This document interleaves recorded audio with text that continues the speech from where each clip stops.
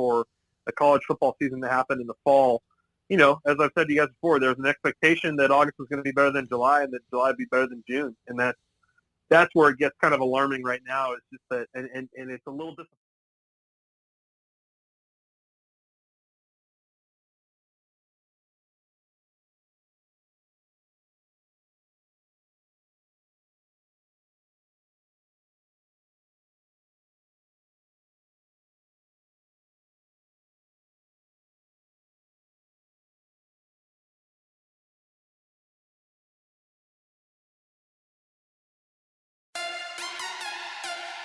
Welcome to Sikkim 365 Radio, presented by IdealMRI.com. High-quality MRIs for $497 or less. IdealMRI.com. Johnson was coming after him, still chasing the quarterback, and forces him back inside. The ball out as he hit the ground.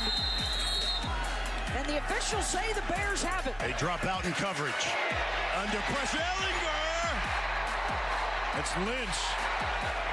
And James Lynch wraps him up. The 3 o'clock hour is sponsored by Waco Custom Marketplace. Meats, sweets, Texas treats, and a cut above the rest. 425 Lake Air Drive, Waco. On the fake, on the slant, it's Denzel Mims, and the Bears take the lead. Here's David Smoke, Paul Catalina, and Craig Smoke. All right, a lot of moving parts today as we start this show. 3 o'clock, David Smoke with Paul Catalina. Craig back with us tomorrow. Baylor head football coach Dave Aranda will join us tomorrow. We are booked, not every segment, but a lot of segments today booked. We've got a couple of high school coaches on. The UIL, not sure what's actually going to be said. We have Greg Tepper with Dave Campbell's Texas Football Magazine. He'll join us off at 3, or start us off at 3:15. Former Baylor star Daniel Sepulveda. PGA Tour caddy Micah Fugit.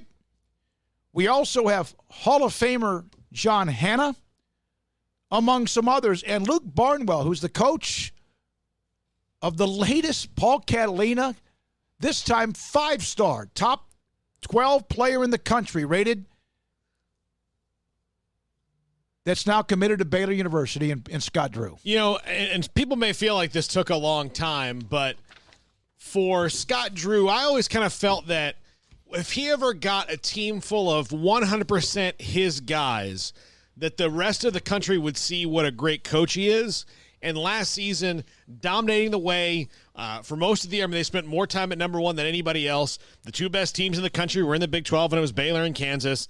And people saw that and said, you know what? I think let's give them more of a listen than I would have in the past. And that's what's going on here. And it's amazing, though, Paul. It is. And they're on fire right now. Isaiah Austin, who we had on last Monday, and then the next day they got a commitment. Actually, they got it that night from Langston Love. And then, of course, they have the young man who's now in Germany, in Slohan, who is on with our show Friday. And then today, yet another big-time commitment for Baylor University. Let me get you a couple of pieces of information about him. Golly, I'm trying to watch what's going to go on. The UIL has had their meeting at the Texas High School Coaches Association virtual meeting and convention, and there will not be any special announcement today. There was thoughts there could be one, and then as the day went on, even a couple of you on Sikkim365.com showed me a couple of notes that there would not be one, but we're still going to have Greg Tepper on today, because it makes sense to kind of look ahead to what's going on with the high school football season and much, much more. But so Baylor gets a number 12 ranked player in the country, a guard, an unbelievable commitment from Kendall Brown. He's playing at a private school in Wichita, Kansas. There's a school near Wichita, Paul, in the Big 12. Yeah, it's pretty good about getting these guys, landing them yearly. Yes. Annually. Yes. Consistently. Yeah, that would be Kansas. Yes. And Kendall Brown, 5-star. He's also played elsewhere around the country. And I spoke by text with his father. Kendall is in an all-day basketball camp. All-day basketball camp.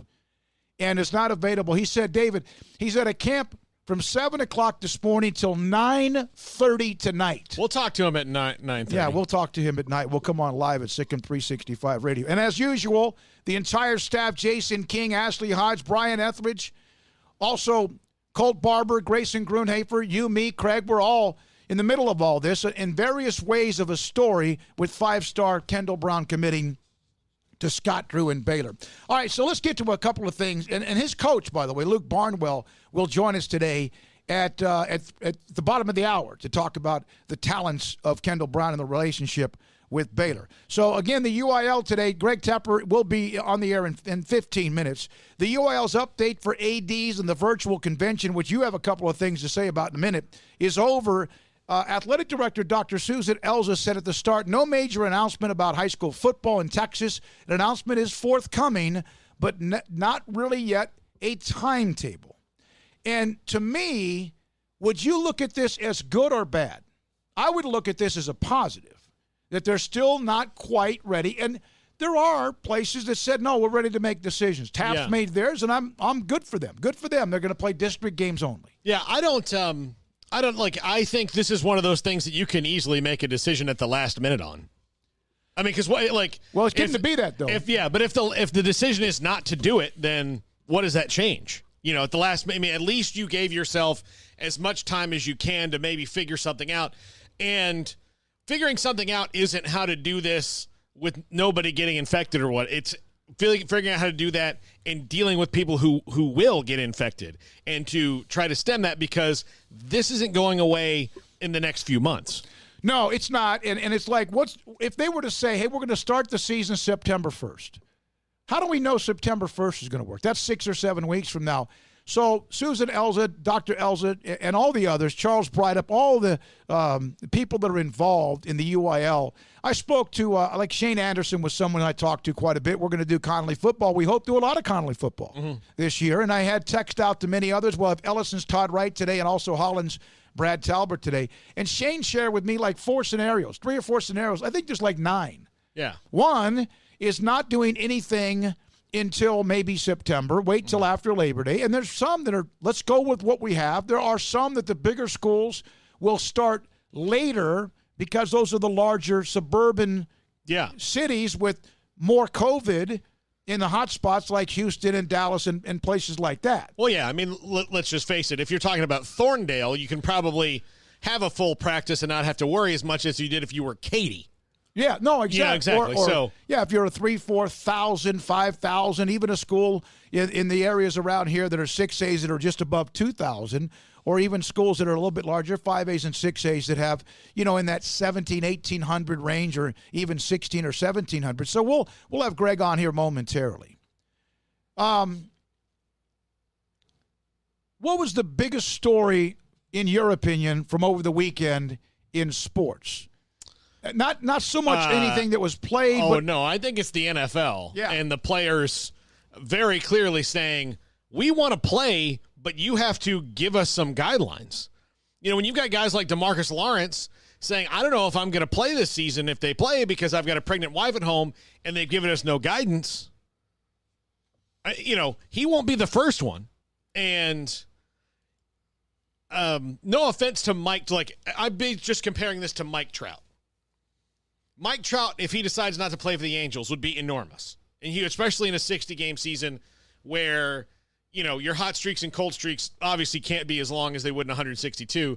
But I think losing your best pass rusher for any team is even bigger than it would be to lose a guy like Mike Trout. You'd be tons of guys like that. Look, there'll be plenty of people, kind of like if it was a strike year or whatever, that'd be like, I don't care, I just want to get in the league, that'd play. That doesn't mean they'll be as effective. So it's not like I don't think they'd have people that are willing to play. The same thing across the board with all professional sports. But the bottom line is, nobody gets any younger after a year. So this could be a year where your team could win a championship and won't because of the situation, because the leagues don't have a viable plan to move forward. And the NFL is not the NBA. The NFL has to follow a plan like Major League Baseball's doing, and I'm not sure that that's going to work either. I mean, we don't know. We'll find out this week how it goes. The Blue Jays are trying to figure out where they're going to play. They can't play in Canada. Why don't they move to the Rangers' former park? I think they could turn that around pretty quickly. I think that they're either going to play in Buffalo, okay, or which is right across the border, or in Dunedin, where they practice, considering they have, all their games are going to be in the East Coast anyway, so that's where they need to stay. But I think they're probably leaning towards Buffalo, given the fact that Florida's more of a hot spot right now. All right, do you have the Larry Fedora stuff? Yeah, I do. There's a lot of different stories, and we'll get to them in and out. We'll have Tepper again at 3:15. Todd Archer had something over the weekend. Cowboys rookie scheduled to report to the Star Tuesday, undergo their first COVID test. The team still has to sign the draft picks, but that should be something that becomes clockwork when the deadlines start to come. But then you're right, this flare-up on Twitter with players saying, hey, what are you going to do to protect us? What's the protocol? And I get it. And people, players, athletes, colleges, we haven't seen this yet on high school campuses so much. Sometimes we have, but they feel now like they have more of a voice. And this is not just about racism voice or social culture changes. It's about they just feel like they have more of a voice. Yeah. Not just LeBron because he can run the league, but there's more players that feel like, and it's as if they're communicating better. And let's not forget the NFL Players Association has been one that has wobbled more often than not. And it was kind of neat to see that the big boy names, Russell Wilson among others, were trying to protect the youngins or the less paid. Yeah. With what they were saying across the board. All right, so real quickly here, the Texas High School Coaches Association has a virtual convention. This would normally have thousands upon thousands of people in San Antonio. You could attend various kiosks with various businesses, from the Huddle to others. We could have been there this year, especially with Cowboys camp being changed. Would have been there broadcasting from there. But it's virtual. And by the way, Kevin Hoffman is the luckiest man on earth. I talked to Kevin earlier today, Kevin Hoffman, football coach. I said, so when's your virtual speak? He goes, I sent them an email when they canceled it that we weren't coming. No one's, there's a few people, but it's virtual. There's no actual site. Mm-hmm. The Texas High School Coaches Association building has people in it because, but I'll tell you, Smokey. Kevin Hoffman didn't have to talk in front of people. What they've done is very impressive, though. I mean, they have this virtual. I downloaded the virtual lobby thing that they created, where you can kind of walk around and see some of the things. Yep. But you can just go once you register. You can go in all these lectures and things like that. And I probably 85% of Larry Fedora's before I had to kind of get down to brass tacks here and finish my work for the day. But yeah, it was very interesting. And this is about 3.5-4 minutes of what he was going over. It'll give everybody an idea of this is the kind of game planning that goes on. This is the first part of his talk on game plans. All right, we're going to have to take. We'll do this. We'll run in. How long is it? It's 4 minutes. Let's do this after Tepper because we'll have some time. Yeah. Well, we'll have a little bit of time depending on how long Greg goes, but we'll come back with Greg Tepper. Why the UIL? There was a thought there would be an announcement today. In the end, they've pushed it back, although there was a couple of things that were said. Also today, we'll hear from Luke Barnwell, the coach of Kendall Brown, who's the 5-star commitment out of Wichita, Kansas for Scott Drew and Baylor. We'll have all of that. Daniel Sepulveda, 2 other high school coaches, John Hanna, the Hall of Famer in both pro and college.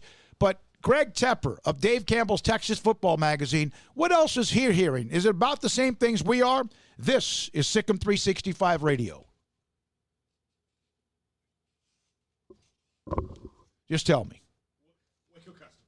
Waco Custom Marketplace. Sorry, Paul, that sheet was buried under all these other stories. I got yet another tweet from Brian Etheridge today. Brian Etheridge, one of the partners of Sikkim365.com. He made yet another trip to Waco Custom Marketplace and yet another picture on his Twitter page of what the product looks like. And I think one of his posts, one of his tweets, and it might have been the one this past week, there were 5,000 people that liked the picture and others who were saying, hey, wait a minute, how can I get there? Can I order online? And where is it? I've been saying that now for many years. The Bauer family, what they've done with Waco Custom Marketplace, 425 Lake Air Drive in Waco, has a butcher shop that has beef, poultry, pork, and also seafood. I focus mainly on the beef. I like a steak. I like a really nice steak. And they can custom make or custom cut whatever steak you want And I'm talking about various levels of, Paul, what's the steak that's out of Japan? Wagyu? Wagyu. Wagyu. Wagyu, It's unbelievable. And if you want a prime rib, you want just beef ribs or pork ribs or a brisket or tri-tip, they do that too. And if you want just hamburger patties, they can do those. And then there's a bakery that cooks or bakes fresh baked bread every day. Kolaches, pies, cakes, cookies, and more. And up and down the middle aisles, these wooden type areas that are this built with wood, really nice looking, with something that's like Rotel tomatoes.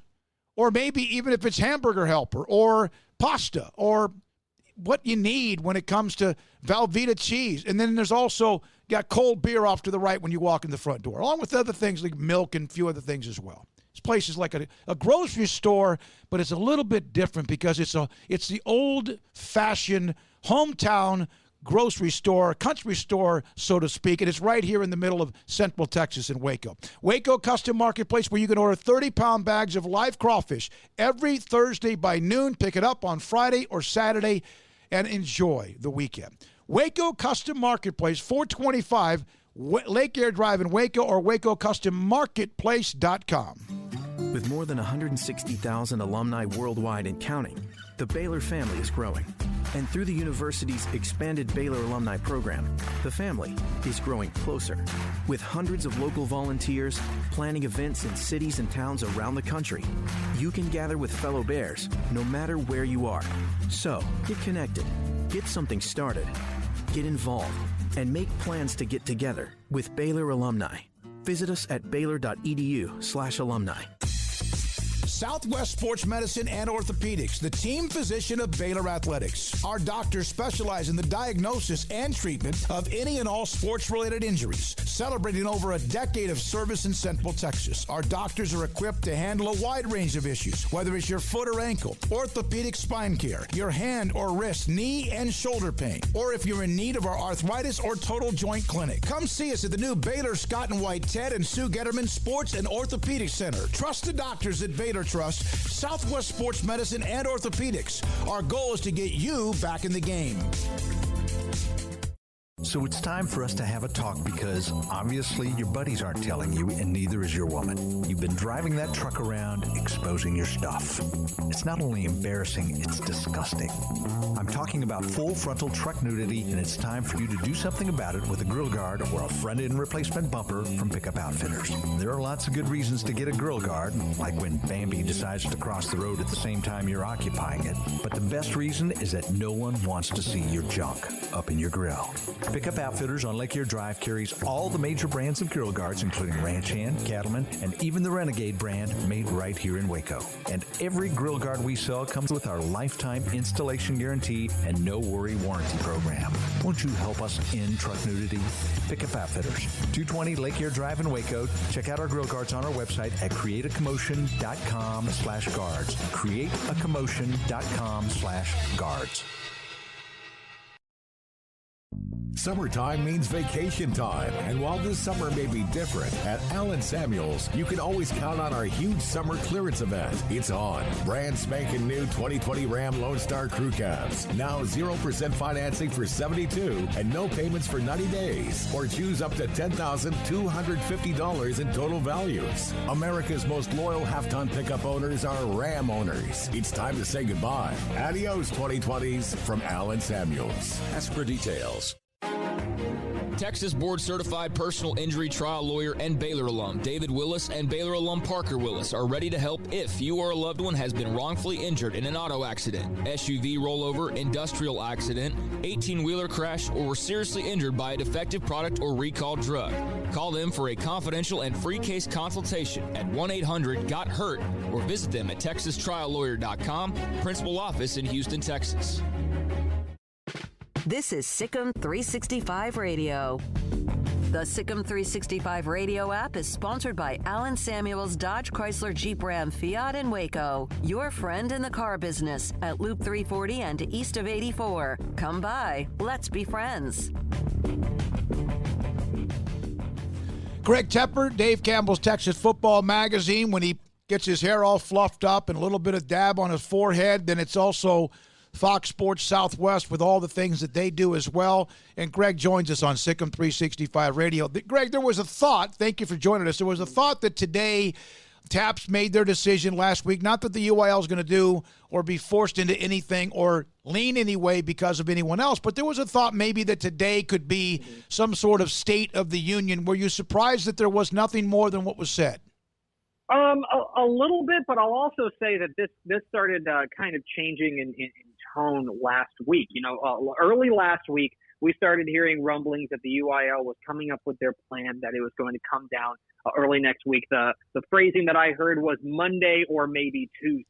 And then over the course of the week, that kind of shifted, and it kind of changed into maybe Tuesday, but maybe Monday. So it's not necessarily a surprise. I still anticipate that the UIL is going to be making an announcement early this week, but it's also possible, considering, and this is pure speculation, but it's possible that they do not want to step on the THSCA coaching school and convention, which is going on virtually right now. And so I wonder if they might be holding off on that, considering whenever they do make an announcement, it's going to get a lot of attention, not only from coaches, but from fans. If you had to, do you have an educated guess you would make on what they say? I don't know. I think that maybe TAPS has set kind of a precedent there of moving forward. But Smokey, you hit the nail on the head. They're not going to follow anybody else's lead. The UIL makes their own decisions and bases it based on the facts and ground. That said, I do think that when you take a look around the state and you're seeing these delays from school districts, from counties, from cities, they're saying, practices are supposed to start August 3rd. They're supposed to start 2 weeks from today. So I know people think, Texas high school football season is still a month and a half away. No, it's 2 weeks away from the official start of the season. But I think when you take a look at the number of schools now that would be unable to start those workouts based on their school district saying no, based on the city saying no, based on the county saying no, I wonder if the UIL is going to look at pushing the season back a little bit and maybe giving those schools more of an opportunity to get their feet underneath them. Of course, that is a guess. I have not had that confirmed by anybody from within the UIL, but I wonder if that's where they're leaning. They're leaning more towards a delay in the season. Do you feel like the fact that nothing has been said, that nothing today was concrete, even though it could happen tomorrow or, as you said, after the convention is over, could this be a sign that it's a positive? Possibly. I think so. I think that, what's been clear from the UIL has been that all options are on the table. They're considering everything. And right now, there's no change to the schedule. Right now, practices are supposed to start on August 3rd. And so I wonder if they're looking around and want to watch maybe the numbers a couple of more days before making a decision. That's possible. I also wonder if they want to make sure they run this decision or whatever plan they have by, let's call them the powers that be. Let's also remember that the UIL is a government agency. You know what I mean? They fall under the flag of the University of Texas. They are funded by the government. And so I do wonder if they are making sure that they are looping in the right people, making sure that they understand that the people who make them tick and make them go, state representatives, people in the governor's mansion, make sure that they understand the plan and that they are looped in as well. It's possible. It's highly possible that people like me, dopes in the media, are the last to know, and that they want to make sure that they let coaches and ADs know, and they want to make sure that the stakeholders know before people like me do. So it is possible that by not making an announcement, they are still kind of taking the temperature of what the pandemic is doing in the state of Texas. That said, if you were to ask me for my guess right now, I would think they have a plan. I think they were just waiting for the right moment to unveil it.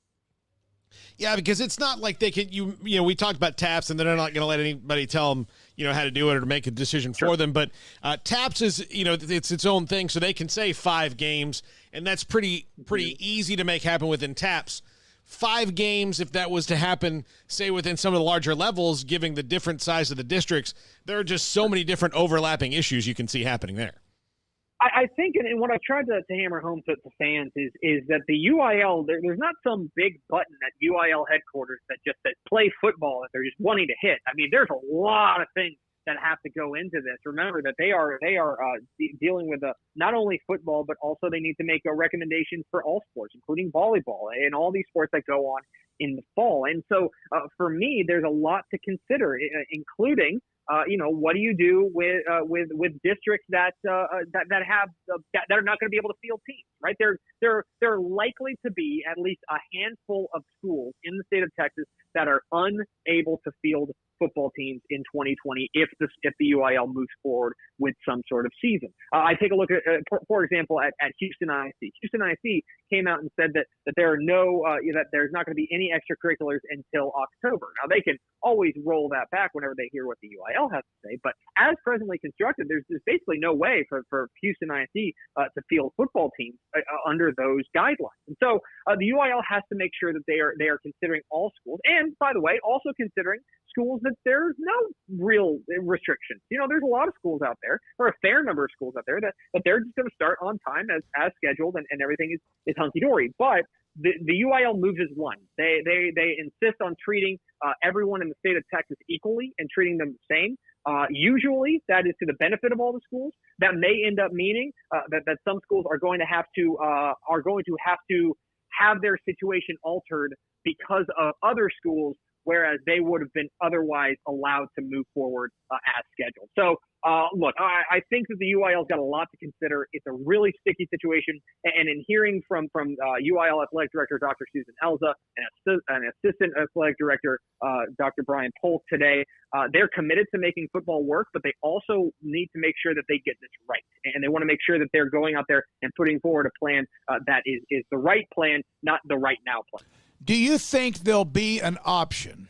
And you've kind of gone over a lot of them. Greg Tepper, Dave Campbell's Texas Football Magazine with us, Fox Sports Southwest, that they would give the schools the option to play or not, sure, based on school district, city, county, whatever, but whether they want to play or not, and a school may say no and change their mind and want to get back in before district begins, or what? Yeah, I think so. I think that they're what they're probably going to do. What I would anticipate from the UIL is that they want to give these schools as much of an opportunity to play if they can, but I also think that there's going to be some hard and fast deadlines. And they're going to say, look, we need to know by now if you're in or you're out. Because let's consider another situation. Right now, down in the Rio Grande Valley, things are really bad with the pandemic. They're really bad. You go down to Hidalgo County, you go down to Starr County. You're dealing with a lot of schools that a lot of bad situation down there with regards to the pandemic. What if none of those teams can field a team? Does the UIL then consider a one-year realignment situation? They go and they reshuffle the districts, because otherwise, if that's District 16, let's take for example, if the entirety of District 16 is unable to play, does District 15 just get a first-round bye in the playoffs?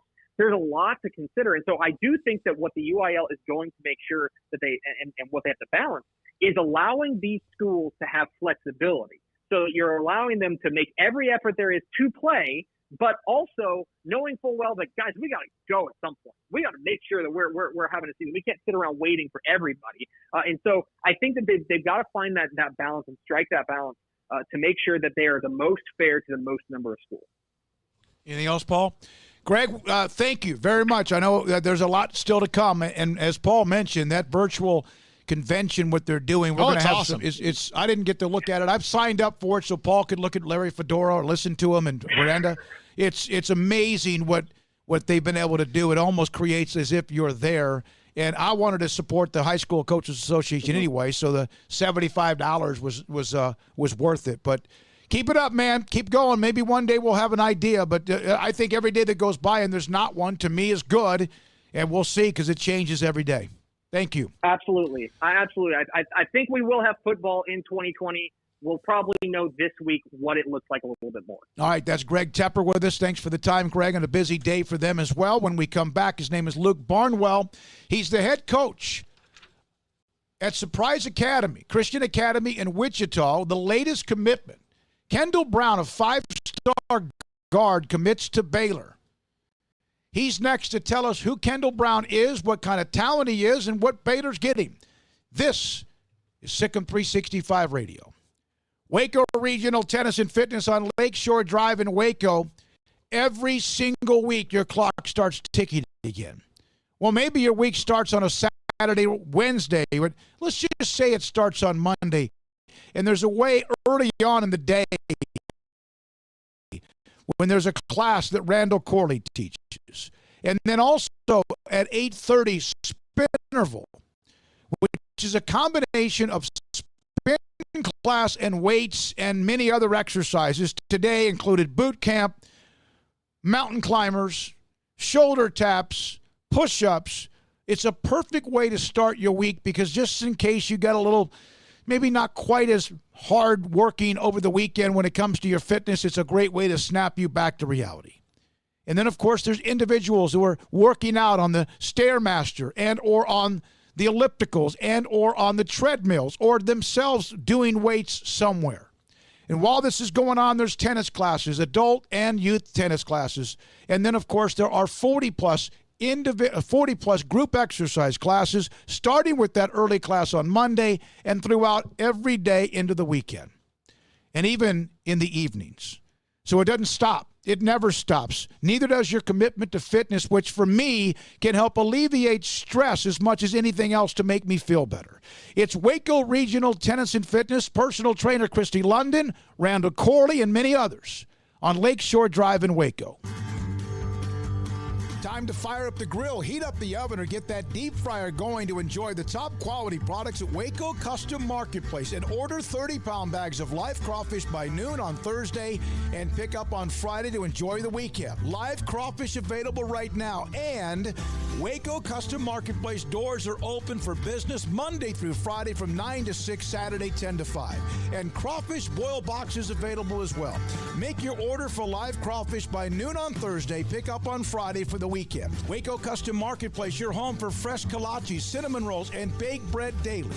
Butcher shop to cut your steaks the way you want. Fresh seafood, summer sausage, boudin, and house-cured and smoked bacon. Spices, seasonings, soup mixes, charcoal, and lighter fluid. Waco Custom Marketplace, doors open Monday through Friday, 9 to 6, Saturday 10 to 5, 425 Lake Air Drive or WacoCustomMarketplace.com.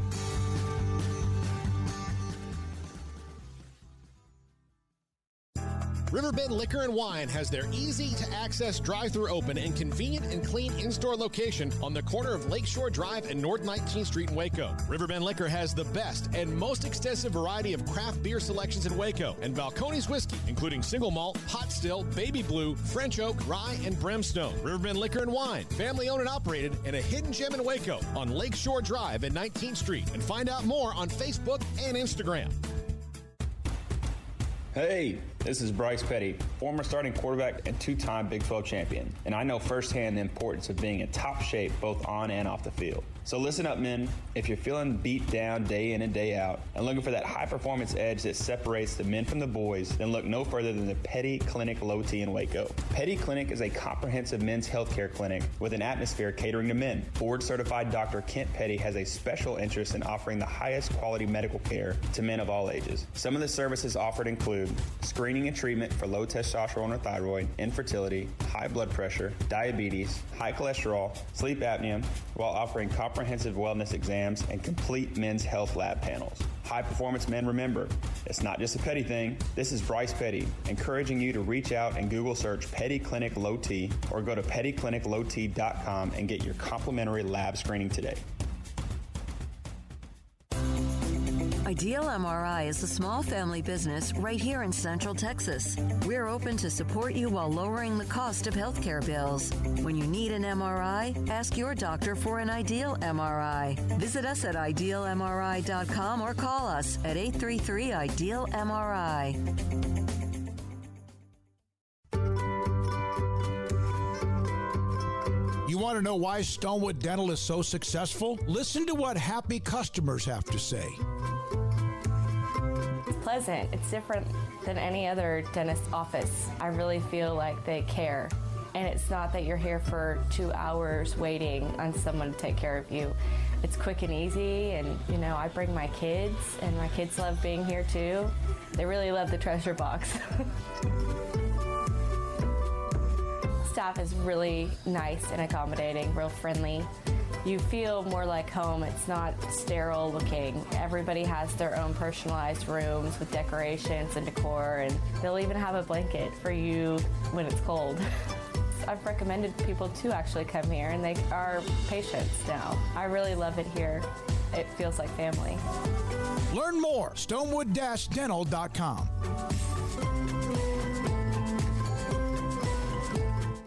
This is Sikkim 365 Radio. Text us at 254-339-1122. The Sikkim 365 Radio text line is sponsored by Riverbend Liquor and Wine, with the most extensive variety of craft beer in Waco. A hidden gem on Lakeshore Drive and 19th Street. By the way, college basketball coaches and the NFL Players Association and the NFL have agreed in principle to a COVID-19 testing for the first couple of weeks of camp to get an idea of what's going on.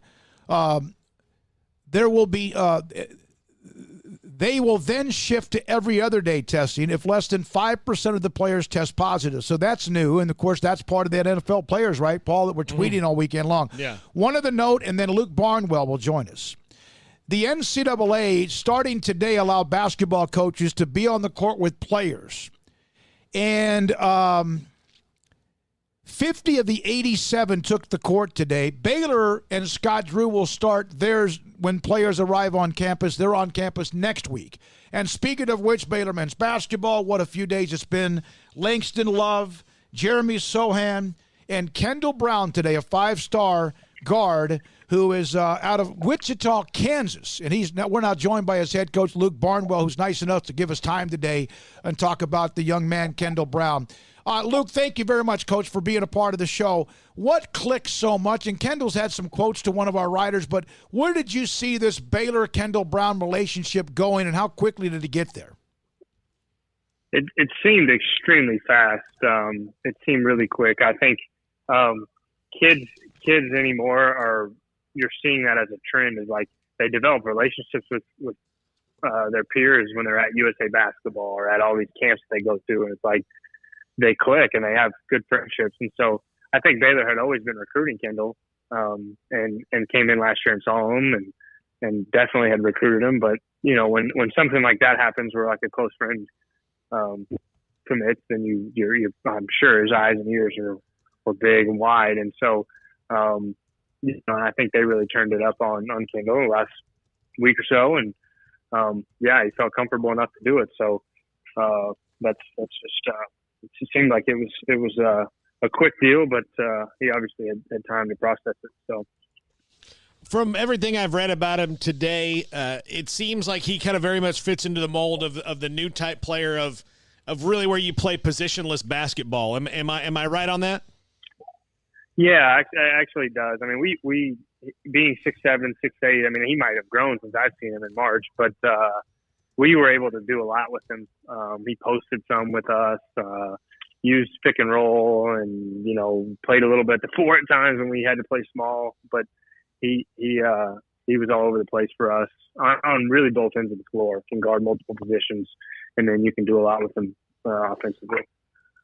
What I traded a text or two with his father. He's at a basketball camp right now that's one of those that's like a 12 to 13, 14-hour basketball camp. Is he a basketball junkie? Yeah, I mean, obviously, I think moving from Minneapolis to Wichita to Baylor, Kansas, as a junior in high school shows like what the game means to him. I mean, you know, that's a tough thing for kids. And he came to our place after a sophomore year. You know, he had just turned 16, and I mean, if you guys think about that, that shows like what's priority in his life, and that's trying to become the best basketball player he can become. And so, obviously, that making that decision proves that. And then, they're at their little AAU teams like training camp, and I know it's not an easy deal, but they're getting after it. And you know, when a lot of times you hear 5-star and all that, it's kind of hard for people who haven't seen him to put it into, but he's a legit, this isn't one of those things that he's got like one of these weird rankings. He is legit one of the best players in the country that you've seen, correct? Yeah. I mean, for us, he led us in scoring. And he was, I think, third in rebounds and third in assists. And I mean, he filled the stat sheet up like crazy. and we finished the season number 3 in the country. So I mean, obviously, if you're producing like that, at our level, at the highest level, high school basketball, you kind of establish yourself as one of the better players in the class. Have you ever had a player before, and I know you're kind of a young coach, have you ever had a player before commit to Baylor? Yeah, Jordan Turner. Oh, okay. Last year. Yeah, Yep. okay. All right, so there's a connection. So you know the staff pretty well. I saw a comment from Kendall that he said that Coach Drew, who you know, it's not a glass half full. It's like a glass that's full and has this dynamic personality, which some people, if they don't get to know him, think it's not even real because he's always so positive.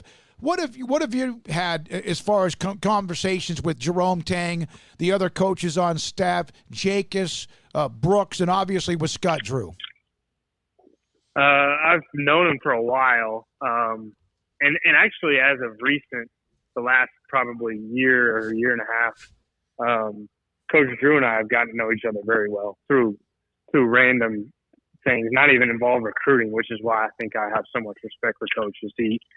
He sees value in a young guy like me, and we'll talk, a couple times a month, and sometimes not even about basketball. So, I think I have utmost respect for how he handles his business. And then, yeah, I've known AB. He was at K-State. Mm-hmm. Coach Brooks was at K-State for a little bit, so obviously that's our neck of the woods. I've known him since then, and got to know Coach Jacobs a little bit.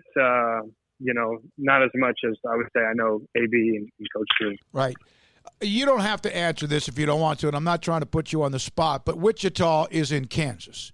It's right there in the middle of Kansas basketball and K-State basketball. It's Midwest. It's the America at its best. What does it say that a young man from Wichita, Kansas, or going to school in Wichita, leaves that state and goes to Baylor?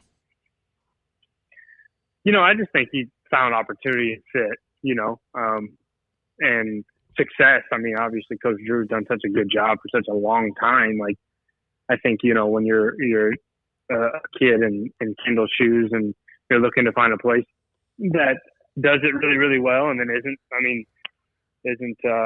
not anything in jeopardy in their future right now. Like, everything else seems like there's a cloud over the top of a lot of programs. And so it seemed to be like that was more of it versus, hey, I'm leaving the state or anything like that. I don't think that would be any of his motivation. Paul? Luke, thank you very much. And where's this camp that he's at? Do you know? His dad, is it in Minnesota? Is it in Wichita or Kansas? Where's this camp at? It's in Kansas City. So okay. He plays for MoKan. It's an A. He was going to play for MoKan. Yeah. Obviously, all that stuff got shut down. But it's an AAU team based in Kansas City. And so they all kind of, like, instead of playing in events, they're all kind of there just doing like a pretty intense, training camp where they're working on the game, scrimmaging each other, and then they're filming it and sending it out to coaches so that kids can get recruiting still somehow through this pandemic. Yeah, that's awesome. His father said, I don't even get a chance to talk to him right now during this camp that they're having. Hey, Luke, thanks for jumping on with us. Appreciate your time and some of the insight on the relationship. Baylor, Coach Drew, also with obviously Kendall, and good luck. And hopefully you guys can even get higher than number 3 this year if things go well and you get a chance to play. Yeah. That's the goal. That's the goal, man. We want to try to go win a national championship. So, thank you. And I'm sure that's the same thing there in Waco. So thanks for having me, guys. Thank you very much. Luke Barnwell, head coach. Again, it is Sunrise Christian Academy, Wichita, Kansas. And he said, it's because of a fit that that Kendall has with the coaching staff at Baylor and Scott Drew. But, yeah, that to get out of Kansas, 5-star player out of the backyard of KU. Yeah. There's also some other – that doesn't mean that if there was no dark cloud or some issues that he would not have still ended up at Baylor. But you know what? It opened the door. Mm-hmm. And maybe he still is here, but it says quite a bit. They have 2 4-stars, number 12, 25, and Sohan. I don't remember exactly. He's in the top 50, so yeah. And right now, of course, there's a lot of schools that have not gotten all their commitments. But no matter what, you have a 5 and 2 4-stars. Well, and these are all 3 guys that I think that they'll expect to play as true freshmen. Yeah, a good chance that they would. So, yeah. All right, so coming up next, you heard earlier from Greg Tepper, Dr. Susan Elza, the AD of the University Interscholastic League, saying that there's still no true announcement about high school football or even more so high school sports in Texas for the fall.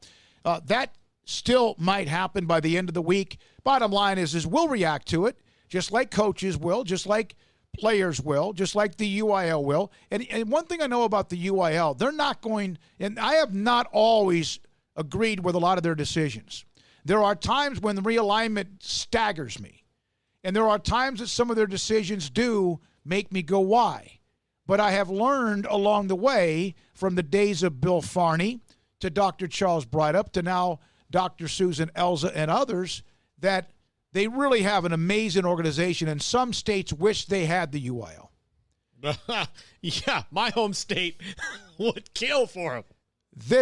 So we'll come back with Ellison's head coach Todd Wright, then Daniel Sepulveda, who works at a law firm in Dallas, former Baylor All-American. This is Sikkim 365 Radio. Alan Samuels, Dodge Chrysler Jeep Ram Fiat.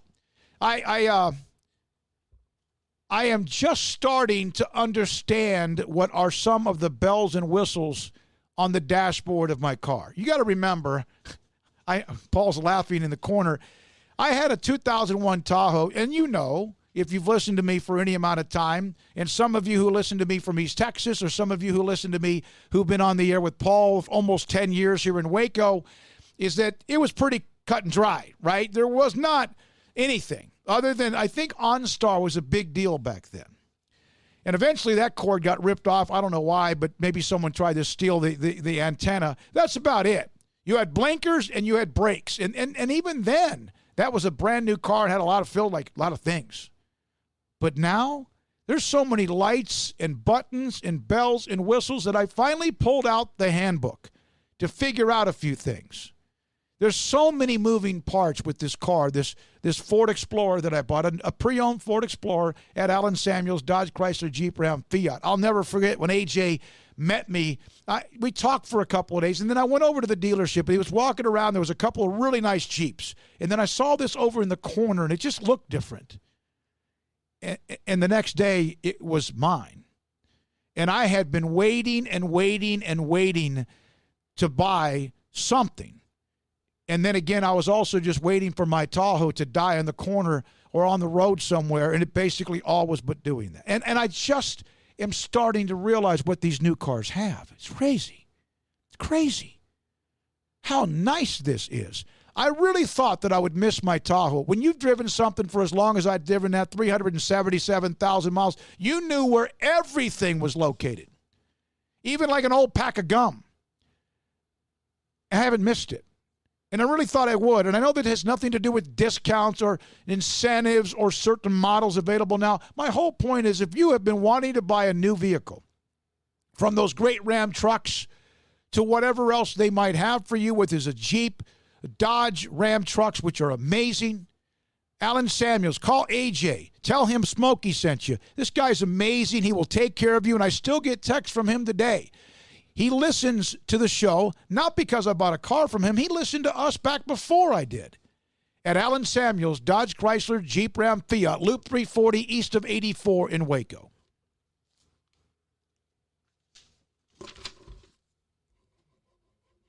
Petty wants you to be the highest performance man you want to be. Are you sluggish, lack energy? Do you suffer from low sex drive? Petty Clinic Low T offers discounted comprehensive lab work to check on your various levels that can make a difference. It's not only time for you to be the man you want to be with higher energy and stamina and improved sex drive, but also the healthiest and high performance man. Screening for cardiac heart disease risk, EKG, cholesterol panel, blood pressure monitoring, testosterone or growth hormone deficiency, male infertility, hepatitis C, and prostate cancer screening. Petty Clinic Low T offers replacement therapy for testosterone or growth hormones, weight management therapy, and nutritional advice. It's not only time for you to be the man you want to be with higher energy, stamina, and improved sex drive, but the healthiest and highest performance man. PettyClinicLowT.com, PettyClinicLowT.com on Old Hewitt Road, just off Highway 84 in Woodway. PettyClinicLowT.com. At Baylor University, students find their place to shine. They're faithful friends and inspirational leaders. They're championship teammates and independent thinkers. They're on the cutting edge of high tech and in the halls of history. If you want to make the world a brighter place, you can.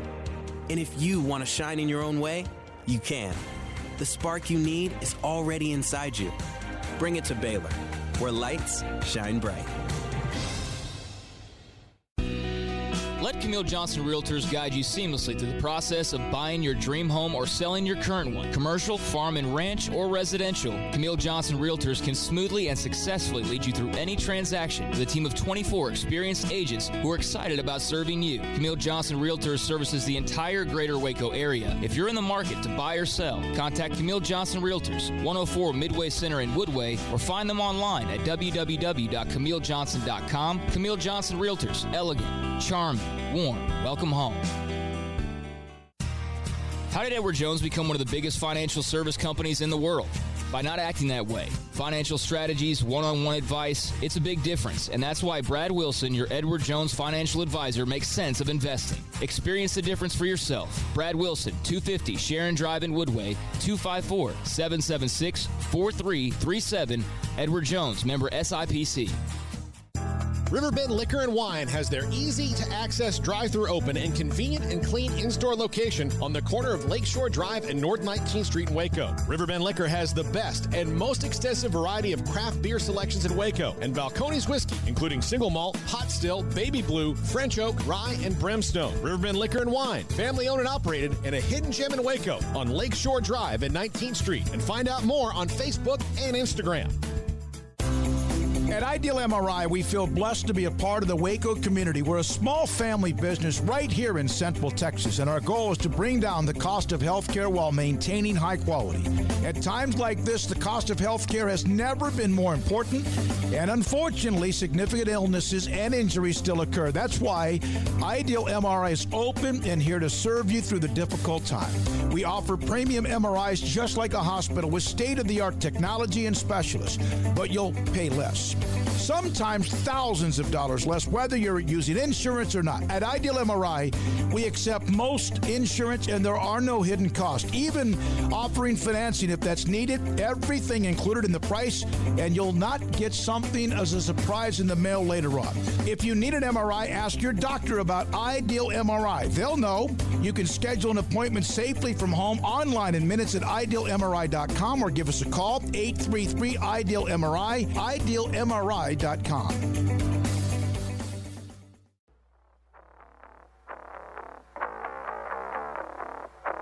This is Sikkim 365 Radio. The Sikkim 365 Radio app is sponsored by Alan Samuels Dodge Chrysler Jeep Ram Fiat in Waco. Your friend in the car business at Loop 340 and east of 84. Come by. Let's be friends.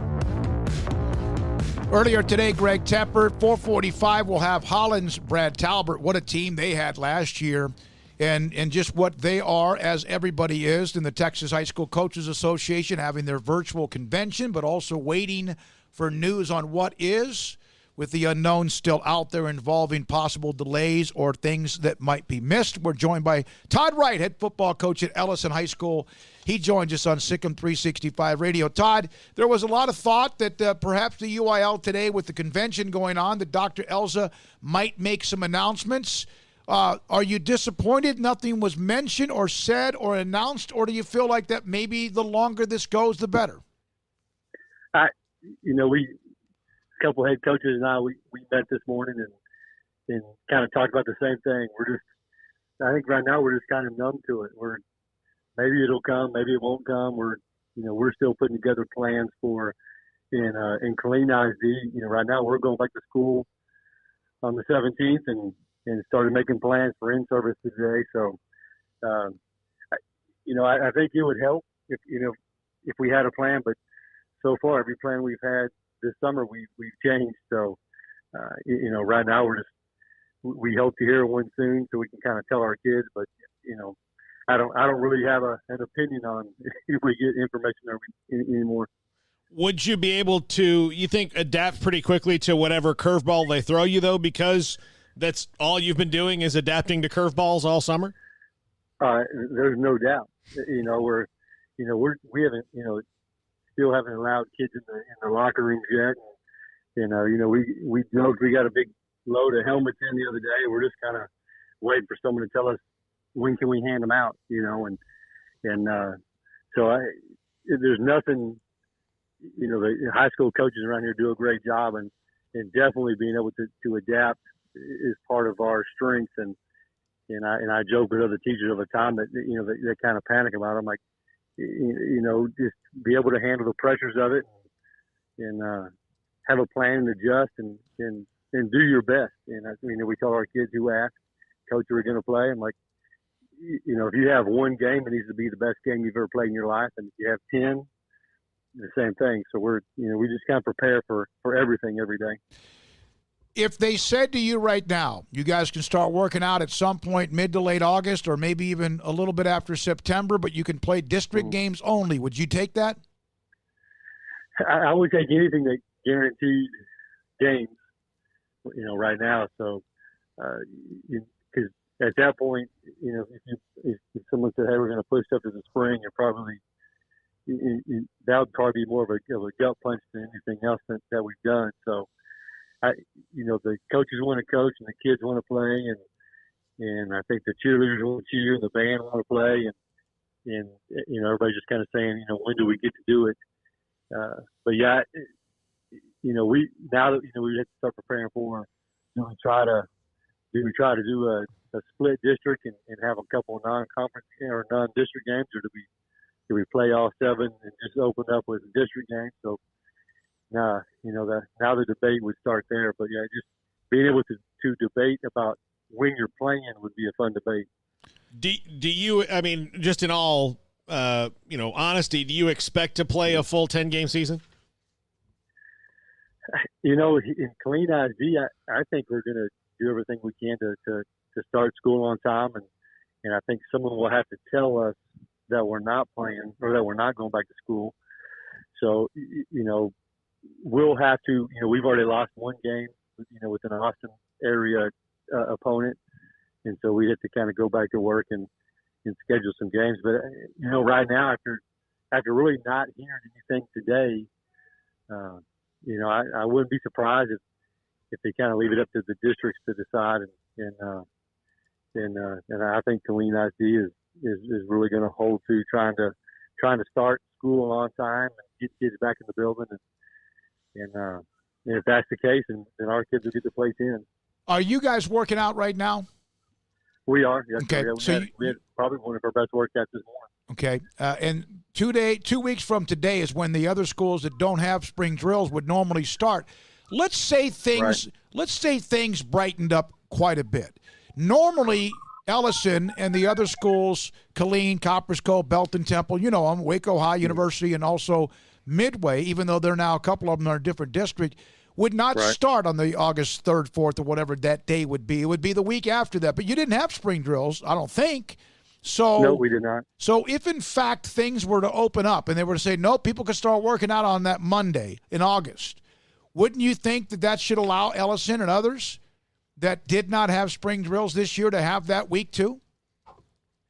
Yeah, that is what we're planning on. So if we start school on time, then we're assuming we're going to start practicing on the 3rd. So volleyball teams are ready, and our cross country teams are all ready to go.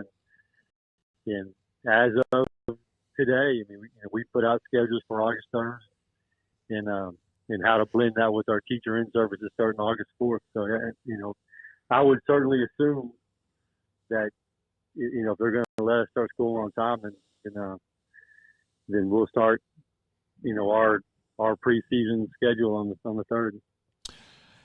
One more thing. The reason I like Todd Wright is, well, first of all, he's a football coach. He's a high school coach, a teacher, and a molder, a mentor of young men.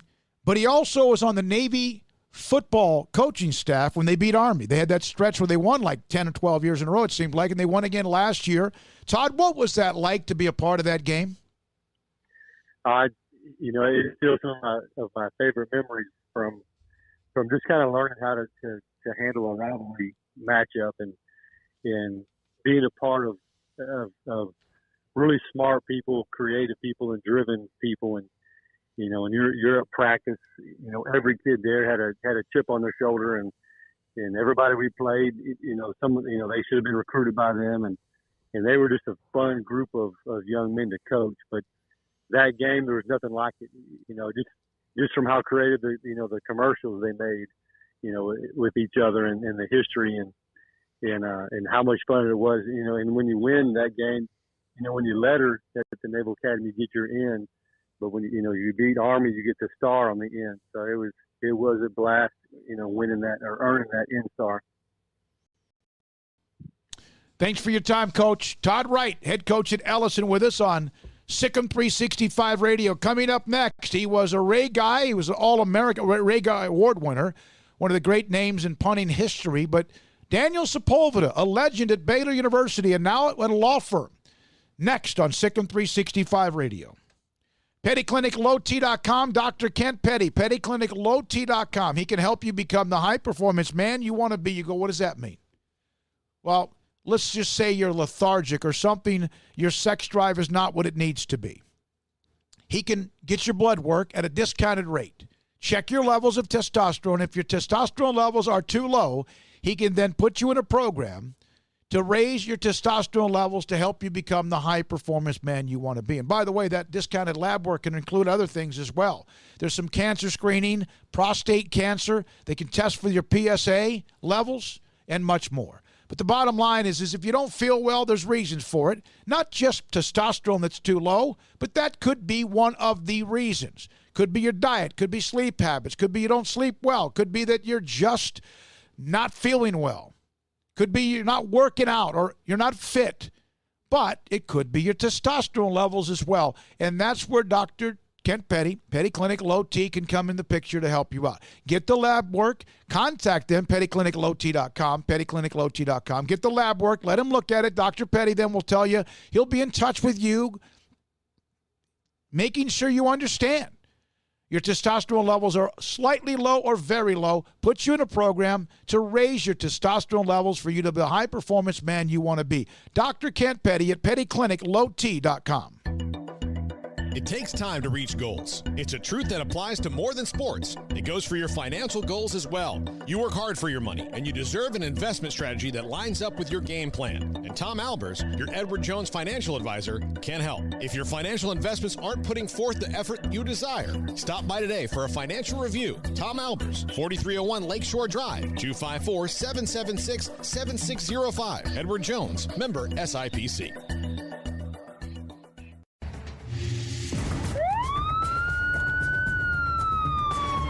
If you or a loved one or friend has been arrested and you can't afford bail, trust Terry and Chase Chapman at Chapman's Bail Bonds, covering Waco and McLennan County for over 25 years. Chapman's can bail you out anywhere with experienced, knowledgeable local agents who are committed to serving you professionally, respectfully, and with the highest integrity.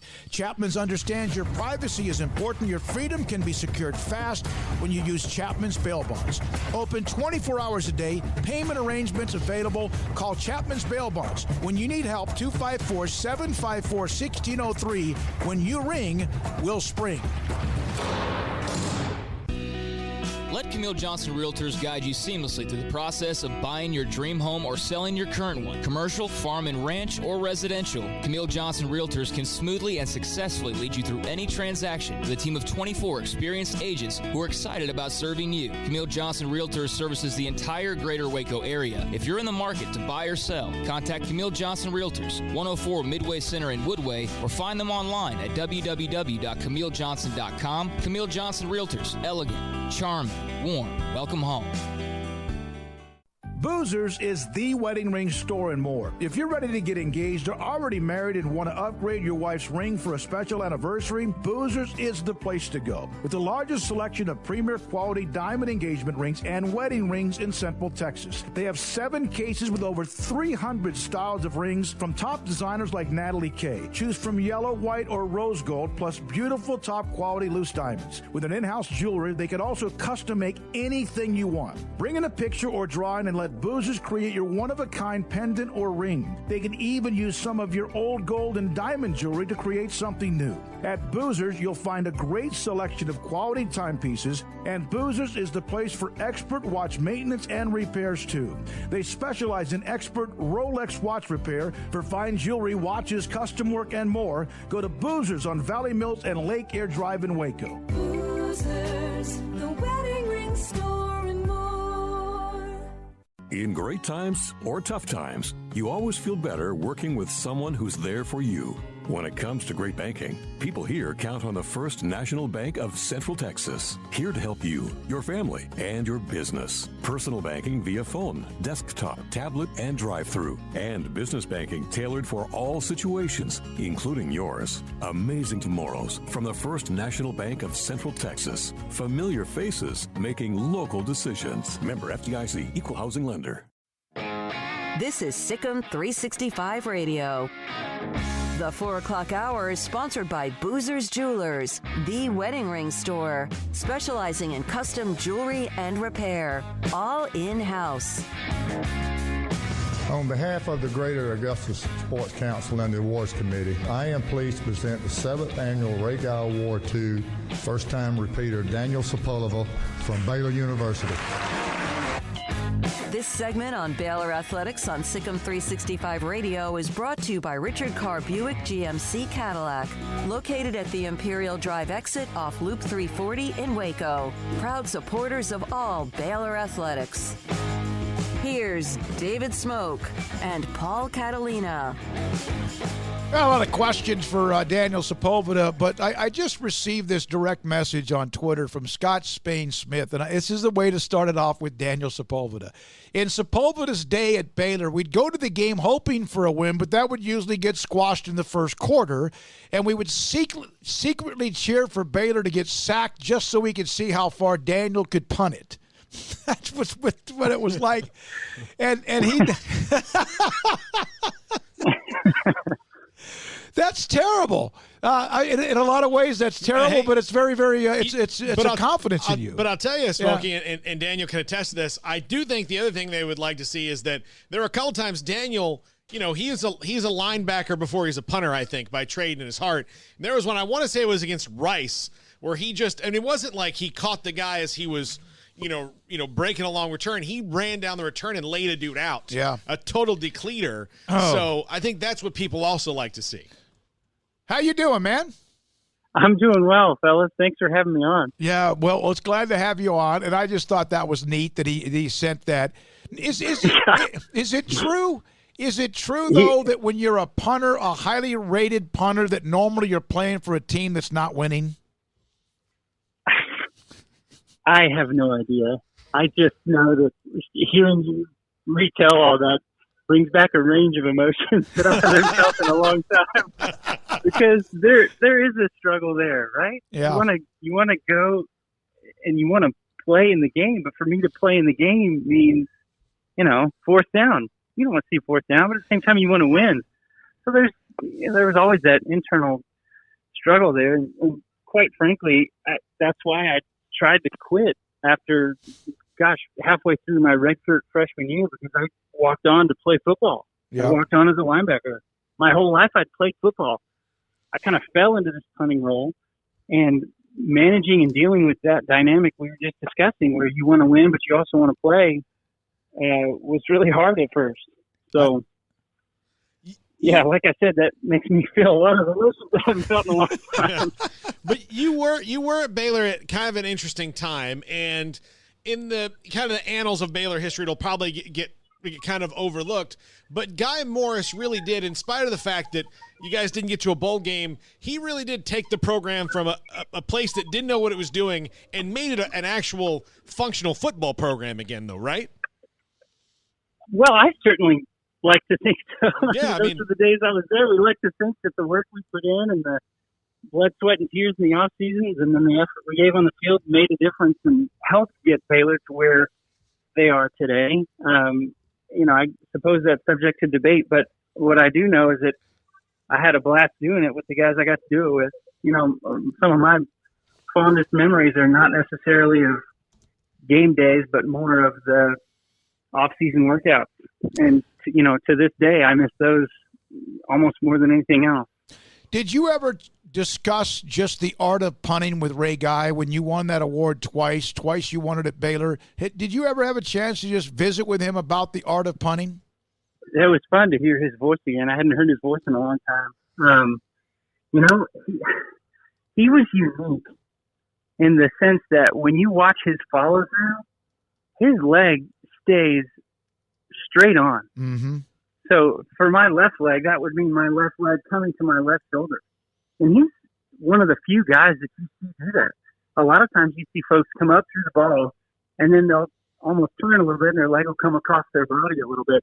That was one of his first comments to me was, man, you can't let your leg cross your body like that. Yeah.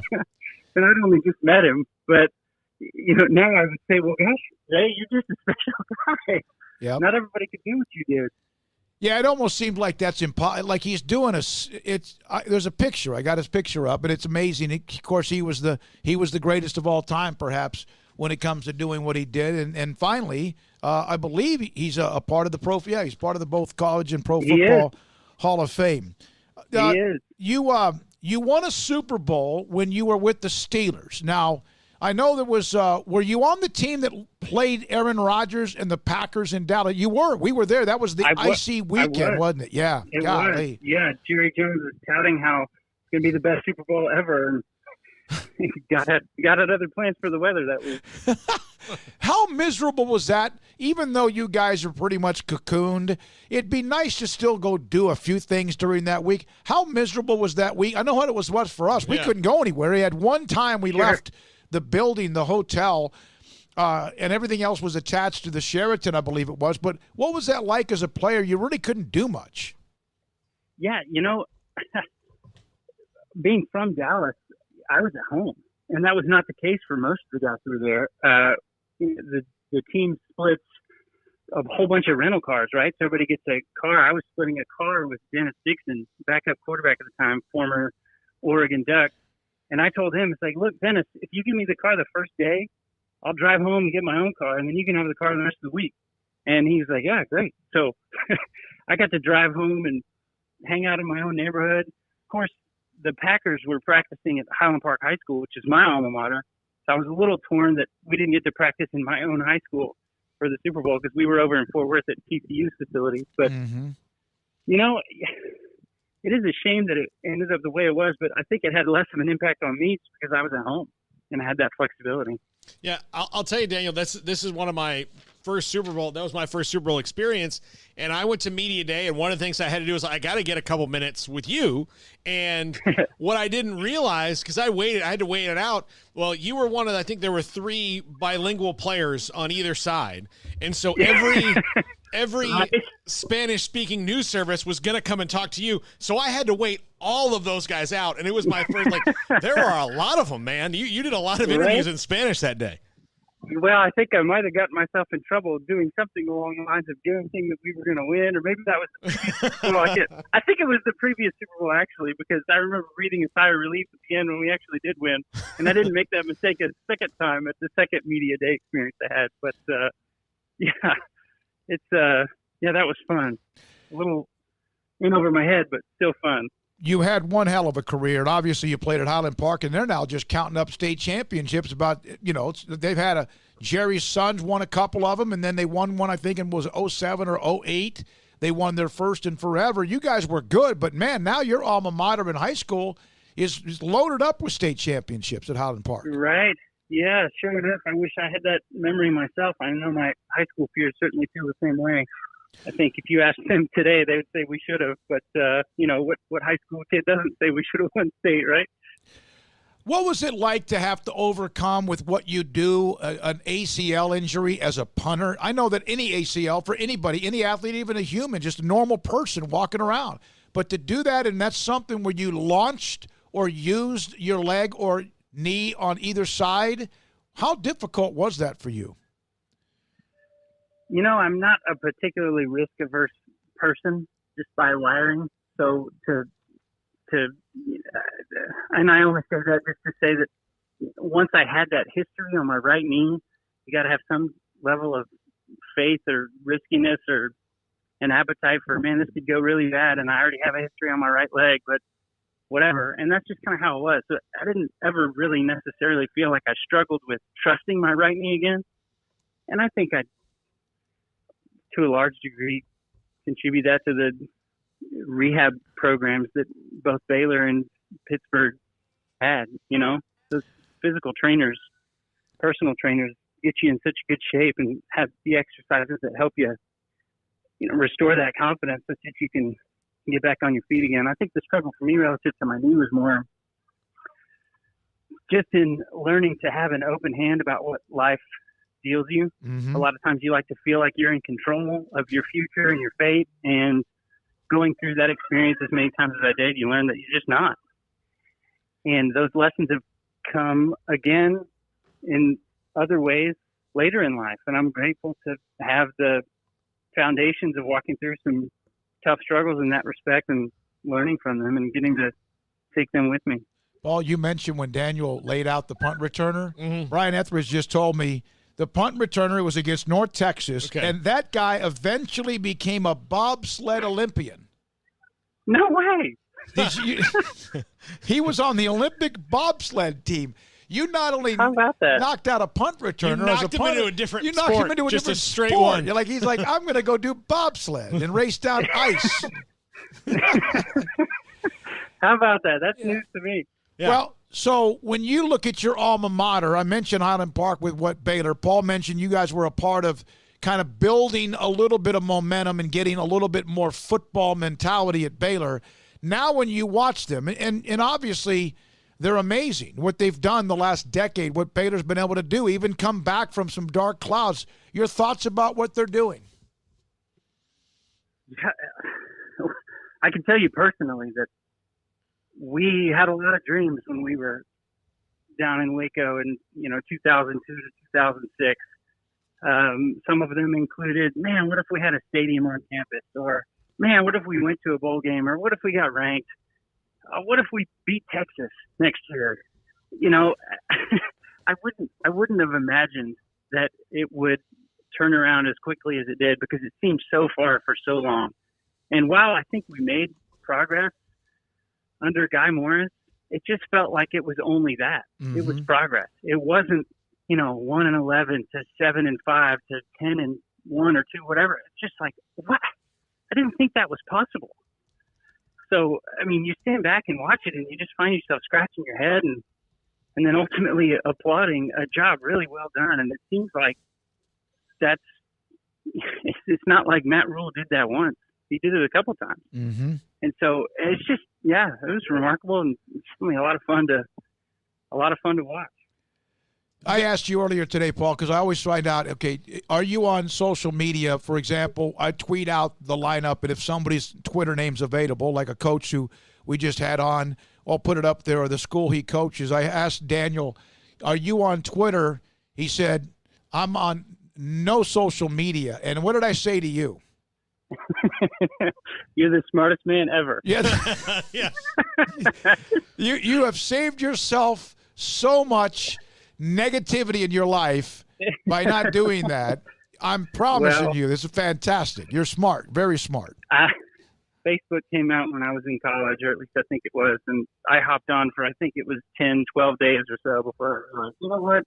I don't like where this is going. I'm done. I haven't been on it since. There you go. That's foresight right there. We should have known you back then. Yeah. Golly. You played. Yeah. You played for the Steelers, and that organization, obviously down in this neck of the woods, people don't want to hear good things about the Steelers, but the Rooneys have pretty much done it right. What did you learn about just life and business and the way to handle professionalism from playing for that organization? Oh, it always had an impact on me that Art Rooney Dan Rooney, Dan Sr. would come to training camp and address the team at the beginning of every training camp. That always had an impact on us, and it was always a special day at camp. You could just tell from watching the older guys as you were a rookie and then getting to see it a couple times yourself as the years go by. And it's that kind of hands-on, first-hand care that speaks volumes.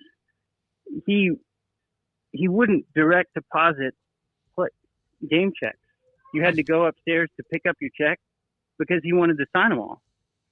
It's those little things that make it feel like this is not a new organization. This organization's been around a while, and they know what they're doing, and they have a storied history of a whole lot of success. And so it's neat to see those little tangible things. I reject the millennial label that gets put on me given the fact that I was born in 1984. But as a millennial, to see these kind of firsthand things from Dan Rooney, you know, as a rookie on the team, you just think, wow, that's cool. I feel like I'm a part of a storied franchise when you get to experience those things. So, you know, those two things among several others I can't think off the top of my head of just really made it a special experience. You have 3 children, and I am blown away by this. Their ages 3, 2, and 1. Yeah, 1 as of June. The youngest turned 1 in June. So we have entered that hallowed ground. You really answered the bell, though. I mean, you went like. What do you mean by that? I mean, let's have kids. Boom, boom, boom. My God! I mean, that's incredible. Is there anything better right now than I know that the sleeping habits must be miserable, but at the same time, is there anything better than right now? And it will get better as they get older in some cases. But how much fun is that, just having them crawling around or whatever they're doing right now? Yeah, it's easy to say it's fun. It feels more like crazy most of the time. But kudos to my wife on that front for sure. She bears the brunt of parenting them at this age. But boy, you're right. It is a ton of fun. It's a ton of fun to sit back and watch them and see them and identify the ways that they're like me and they're like their mom. And it's just it's a real blessing. Daniel Sepulveda went to Baylor. He received or graduated from law school at SMU a year ago, in fact, May. You went back and received that. You were obviously older than a lot of young men or women that go to law school straight out of college, but you had to go play pro football. Give us an idea. You're with the Norton Rose and Fulbright law firm. It's a big law firm in the Dallas area. What about that dream of getting involved in law and what's that been like? Yeah, I don't know that it was ever a dream of mine to get into law. It just kind of happened to seem like an option post football. I don't think I played long enough to justify not ever working again, and didn't want that to be my life. And so I decided to jump back in. And I did, and I'm grateful I did. I'm not sure I would, well, I don't know. It's hard to look back and think of all that work and then think about doing it again. Yeah. But we'll just say I'm glad to have it behind me, and I'm glad to be on the team I am on at Norton Rose Fulbright. It's in many ways, it's obvious to me that God was orchestrating my football career. And now I'm starting to see some of the same parallels in my legal career. Just vis-a-vis the team that I happen to find myself on here at this firm, full of great guys who are easy to work with. Let's just put it that way. That's awesome. Good for you, man. You've done so much. The first 2-time Ray Guy Award winner, the greatest of all time as far as the punter and Ray Guy, and what you did with Baylor, and also what you were able to do and accomplish, winning a Super Bowl, being a part of a couple of them with the Steelers, one of the great organizations of all time, and what you're doing now, and also as a father. Thanks, man. We appreciate it. Daniel, stay off social media, and your life will be just fine. I promise you. I promise. Fellas, you. thanks so much for having me on. Thank you. Daniel Sepulveda. That was fun. Yeah. So he knocked out the punt returner so much that the guy went to become a bobsled. Listen, I would rather tumble down an icy, what do they call that? A ramp? Slope? I don't know. I mean, because they're in like a thing. I don't know. I need to watch Cool Runnings again and see if I can pick up some of the lingo. Bobsled course. What do they call the course? The luge? I mean, because you luge on that same kind of thing. Yeah. I don't know. Bobsled track, bobsled luge, or the luge is the machine, though, right? No, the luge is the thing that's just like you're on this little tiny sled. Yeah, that's what I mean. That's the machine. Yeah, that's like a little tiny sled, and the bobsled is, I always think of bobsled, I think of Jamaican bobsled. Yeah, the Cool Runnings of the movie, yeah. I'll always do that. How long is a bobsled run? I didn't know this. It's anywhere between 12 and 1,300 meters. That's enough of that. But Daniel Sepulveda, great to hear from him. Hey, tomorrow, Lachey Maston. Give Brian Etheridge a little kudos. He leaned that my way. I was able to talk to Lachey today. We have him on tomorrow. Mac Rhodes should be back with us again tomorrow as well, among some others tomorrow. But coming up, a couple of notes, some more notes when it comes from Texas high school football. The NBA, the latest stats on their COVID-19 testing, among some other nuggets as well. And then today, we continue with our guest lineup that will go all the way up until we have Hall of Famer John Hanna at 5 and PGA Tour caddy Micah Fugit, who's from Waco area. He's on the course this week. He has Doug Gim's bag and his thoughts about the PGA Tour when they're going about their business. John Rahm, the new number one player in the world. Good, young, very Seve-like attitude as far as his personality. He had like a 6 or 7 stroke lead yesterday, hit a bad shot and slammed his club against the ground. And even Nick Faldo goes, oh, my God, no, calm down. Even Nick Faldo. Nick Faldo's like, buddy, you got to dial it back a notch. Yes. This is Sikkim 365 Radio.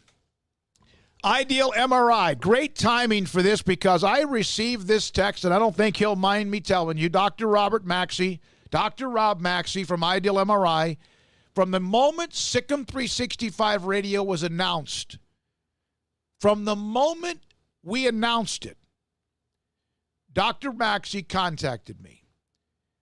He just sent me this text. Hey, David, I just wanted to say thanks again. Business has never been better for us at Ideal MRI. You're the best. We are the best as far as our team helping them. They are the best. They're our title sponsor. In Ideal MRI, what they can do is help you save a lot of money. They can help you save tons of money when it comes to healthcare, when it comes to you needing an MRI. An MRI to check on something that could be torn, shredded, ripped, broken, whatever in between. A muscle, a bone, or something, a ligament. Their staff is fantastic. I have, back in 2015, it was almost 5 years ago, I had rotator cuff surgery that went as well as it could possibly go. But there are still, when you work out as much as I do, and I'm not trying to say I do anything more than others, but when you do, when you get to be 61 years old, there's some things on occasion, because my workouts are intense, there get to be some things that don't feel right. And sometimes it's not even the workouts. It's just as you get older. For example, my left shoulder has nothing wrong with it lately, but it's been a little weak. On occasion, it hurt. So Dr. Maxey said, hey, let's put you through our process. They set me up for an appointment online. They contacted me to make sure I knew exactly where I was going. Of course, they should. And then I arrived. I filled out a little paperwork. Then I talked with the technicians and the specialist. Went inside the MRI machine. They said, have you ever done one of these before? Yeah, I've done them before. I've had probably 5 or 6 MRIs over the years. And there was one time, for whatever reason, where I just got spooked. I'm a little bit, I don't know if it's claustrophobic, but when you get into that thing and you're not ready, it can be a little bit spooky, a little bit scary. And so one time I got to get out. I got to get me back out of there. And that was just me being a baby. But I never once felt any of that kind of pressure or any torture or anything like that. That's not the right word. When I was at idealmri.com and their facility in the Central Texas marketplace. I walked in, I registered, I was already ready to go. They talked with me, they stuck me in the MRI, they lay you down, they get you ready. This lady was fantastic. And then by that night, I had my results, and Dr. Maxey told me what he saw. And then shared them with Dr. Haynes, who had been the doctor that did my rotator cuff surgery at Southwest Sports Medicine. It was that simple. It was as easy as possible, and saving you sometimes thousands of dollars when it comes to your medical bills for an MRI. IdealMRI.com, helping save you money, and also with the way their system works, it is flawless. Ideal MRI in the Central Texas marketplace in Waco, IdealMRI.com.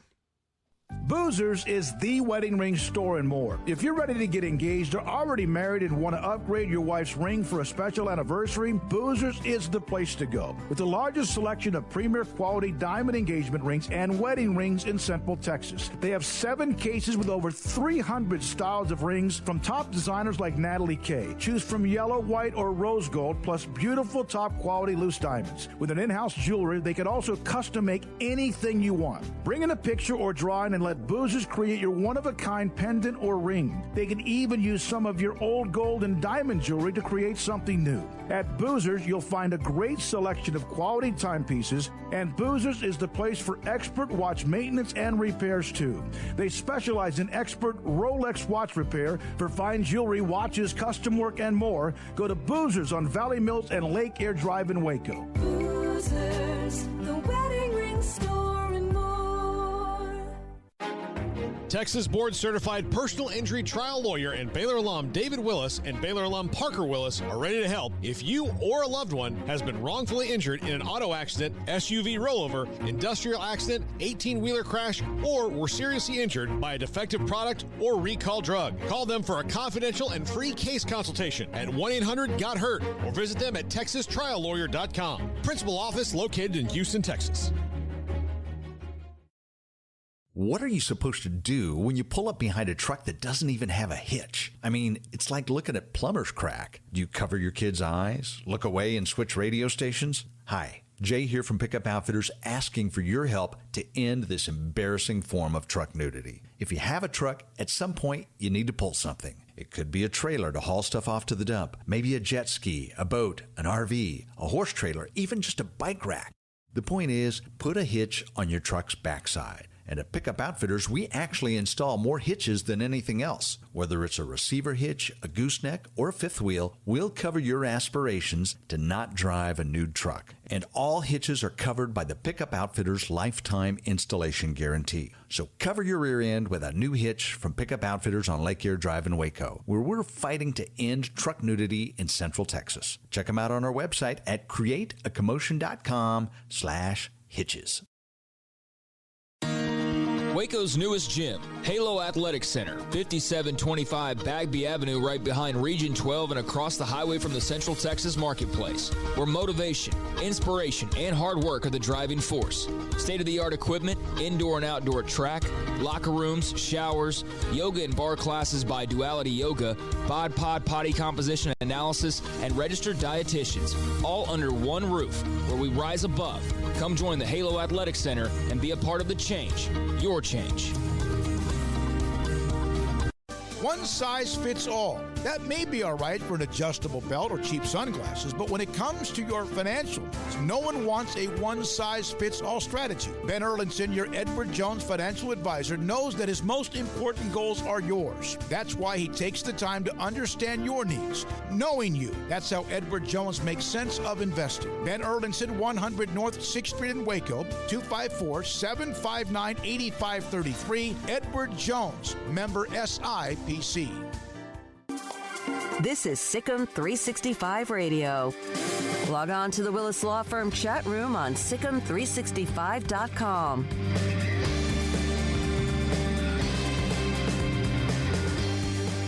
We just added a guest during the break, and we will tell you why in just a minute. One, it's good because earlier, remember Luke Blackwell, the head coach at Sunrise Christian Academy in Wichita, Kendall Brown's basketball coach who committed to Baylor.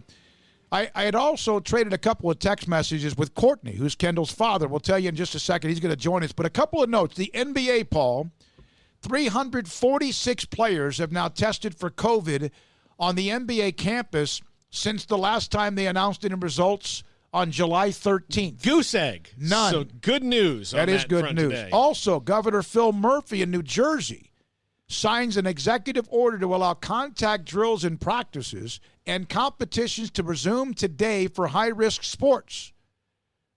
Practices must be held outside. Yeah.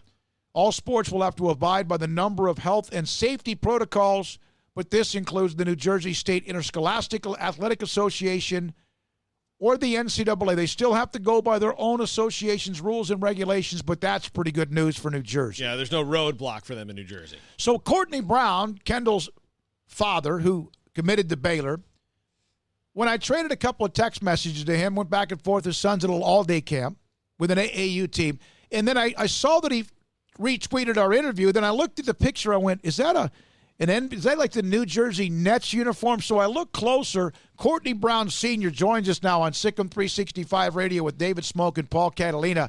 My man, how you doing? You have a Harlem Globetrotters uniform on. Back in the day, huh?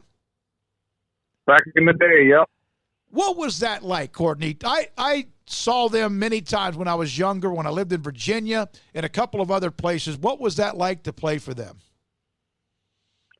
So I played in a pro-am league, and the guy who ran the league, Renee Pulley, had a relationship with the owner of Globetrotters, and he had got like 20 of us to try out up in Wisconsin, and I made the team. And so it was a lot of traveling. We were in a different city every day, every night, different country, and it was funny every single night. That was the best part. Like, it was the same show, but it was funny every single show. Oh my God, that I just can't imagine. You do. I mean, the element of that has to go in it. Is that part of it? Like when they decide, when you've made the team, like this guy, you have to have some showmanship to you. So during the tryouts, during the camp, everyone is a hooper. Like, everyone plays like basketball, plays college, whatever. And so once the team is selected, then you kind of figure out where your niche is. Are you going to be a showman? Are you going to be a dunker? Are you going to be a dribbler? So they kind of figure all that out after you've made the team. Everything that happened on that court, there were times, and I can go back to the days of Meadowlark Lemon and Curly Neal because I'm 61 years old. So I remember those guys, and it was almost insane. There was always a debate. How many NBA teams could they have competed with and beaten? Was that still a debate when you played for them? I don't think it was talked about as much, but we had players that could play, like could jump out the gym, could dribble, could handle. I mean, we would have gave some teams a good run. Now you were the Iceman. Was that was your nickname, right? That was my nickname. All right. How did you get that nickname? Just came up with it. Okay. You know, had to come up with something. So I picked that one out from George Gervin. Oh yeah. Oh my goodness! Of course, the former San Antonio star. What guy could score? Like, he woke up scoring. It's like Roberto Clemente could go to sleep. The late Roberto Clemente could wake up at any age, and he lived long enough and still hit 300. And the same thing with Gervin, he could always score. The team that you always beat, Paul, there's this big debate, as you know, Courtney, in Washington about the Redskins. That name is being retired. And one of the names that they talked about was what, Paul? The Washington Generals. The Generals. Yeah. But wouldn't that not be good for any team to be named after a team the Globetrotters always beat? Yeah, I mean, you kind of have that similarity to it where you're going to think of the Generals, you know, of always being, you know, the team that always got beat. And I think they've changed the name now. They're not the Generals anymore. Oh, okay. I forgot what they are now. So, yeah, it probably would be good to be called the Generals. So you're always going to be associated with the Washington Generals. So it's got to be a nice day. I know you've been through this with your older son. You know, he plays at Milwaukee, but you now with Kendall making the choice to go to Baylor, it's got to be exciting around the Brown household for that decision to be kind of off the table now. Yeah, it's been crazy. Phones are blowing up. Twitter's blowing up. I can't even imagine what's going on with Kendall's phone, where he's at. But, yeah, it's been a crazy day so far.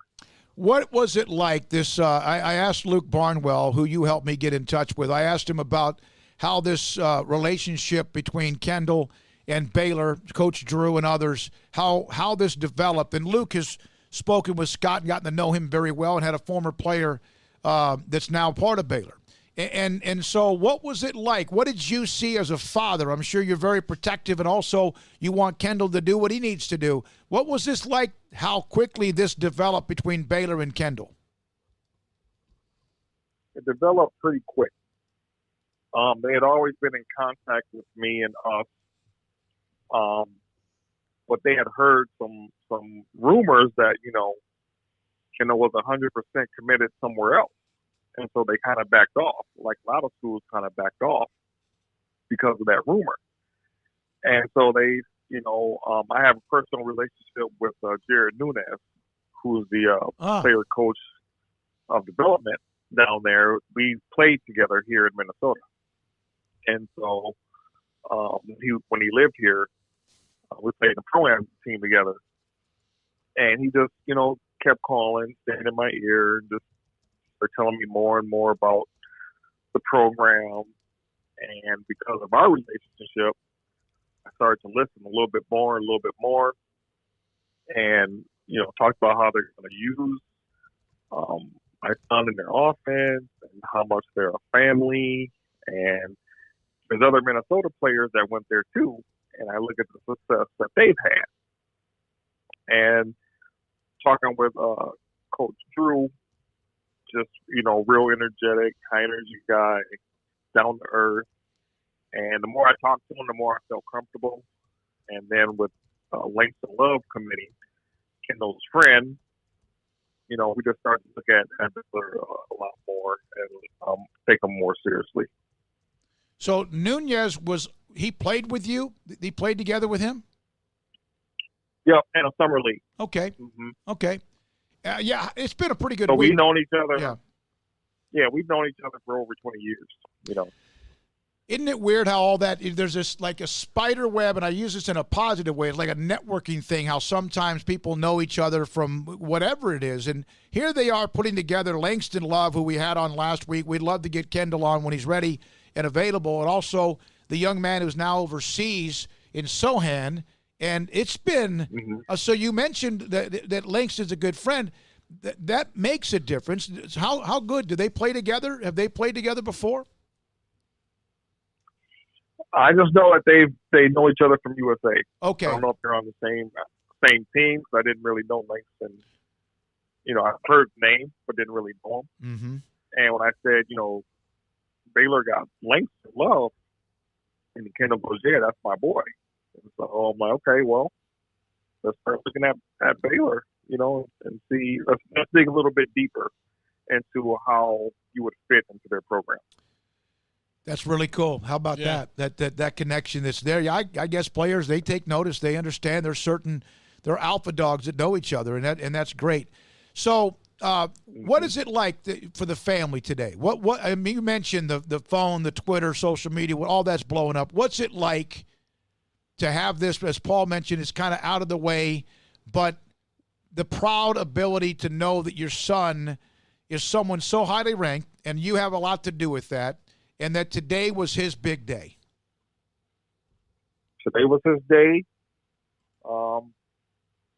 We all shed some tears because we're just so proud of him. And it's just been special. It's out the way now. He can just focus. This has been weighing on him a lot. This whole camp with the camp and having to make this decision and going live and, having to speak. But having his teammates in the background supporting him because his family's not there, that was super special for us. Thanks for your time, Courtney. We appreciate all the insight. Thanks for the back and forth earlier today. And golly, that's cool that you are a part of the Globetrotters and also your own basketball career, your son, and also Kendall as well. Appreciate it, and congratulations. Thanks for having me. That's Courtney Brown Sr. Junior's also a basketball player, hell of a player. And now here's Kendall Brown. And look at the connections with Langston Love. And then Jared Nunez. Yeah. Who's a part of the player development staff at Baylor men's basketball. 442, we've had Todd Wright from Ellison. We had Greg Tepper earlier, Dave Campbell's Texas Football Magazine. The UIL today didn't really say much other than there is a chance that everyone's going to have to be somewhat creative to make sure that games are played this fall. Well, that makes sense. So is college basketball. So are the pros. So is everybody. We'll talk with Holland's Brad Talbert. What a run they had last year. That's been building for that kind of a team. His thoughts about how they wait and see what's going on with high school football in 2020. This is Sikkim 365 Radio. It takes time to reach goals. It's a truth that applies to more than sports. It goes for your financial goals as well. You work hard for your money, and you deserve an investment strategy that lines up with your game plan. And Tom Albers, your Edward Jones financial advisor, can help. If your financial investments aren't putting forth the effort you desire, stop by today for a financial review. Tom Albers, 4301 Lakeshore Drive, 254-776-7605. Edward Jones, member SIPC.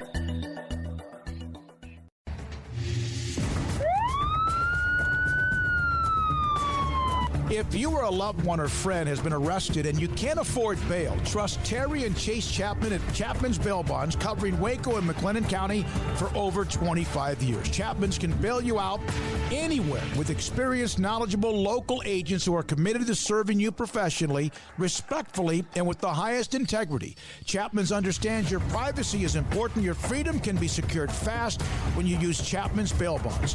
Open 24 hours a day. Payment arrangements available. Call Chapman's Bail Bonds. When you need help, 254-754-1603. When you ring, we'll spring.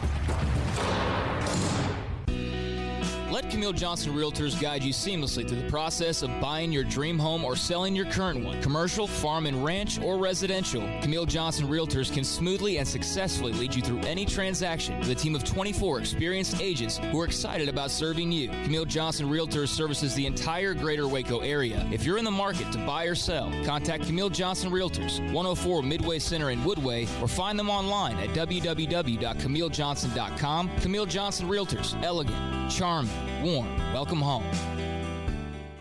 Boozers is the wedding ring store and more. If you're ready to get engaged or already married and want to upgrade your wife's ring for a special anniversary, Boozers is the place to go. With the largest selection of premier quality diamond engagement rings and wedding rings in Central Texas. They have 7 cases with over 300 styles of rings from top designers like Natalie Kay. Choose from yellow, white, or rose gold, plus beautiful top quality loose diamonds. With an in-house jewelry, they can also custom make anything you want. Bring in a picture or drawing and let Boozers create your one-of-a-kind pendant or ring. They can even use some of your old gold and diamond jewelry to create something new. At Boozers, you'll find a great selection of quality timepieces, and Boozers is the place for expert watch maintenance and repairs too.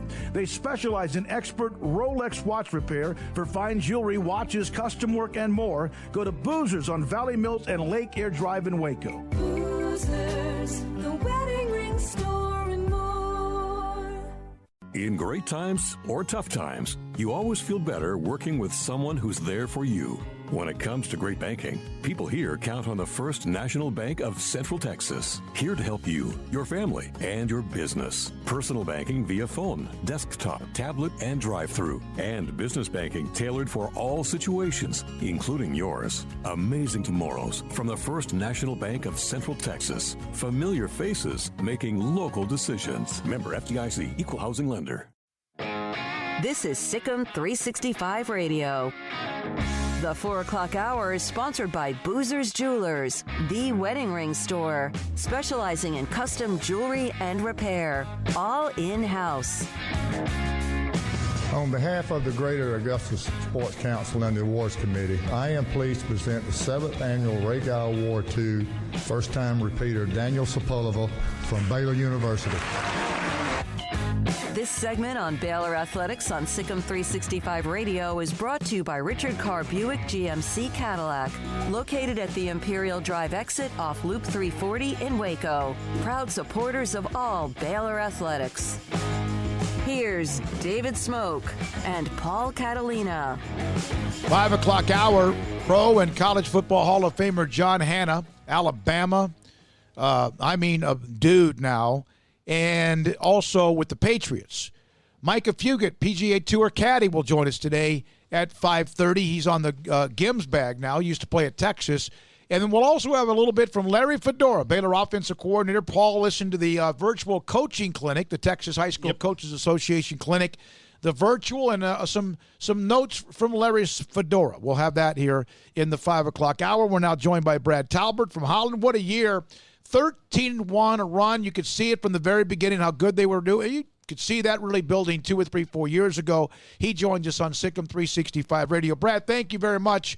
A lot of people thought there might be some clarity today with the UIL in high school football or the workout protocol or whatever.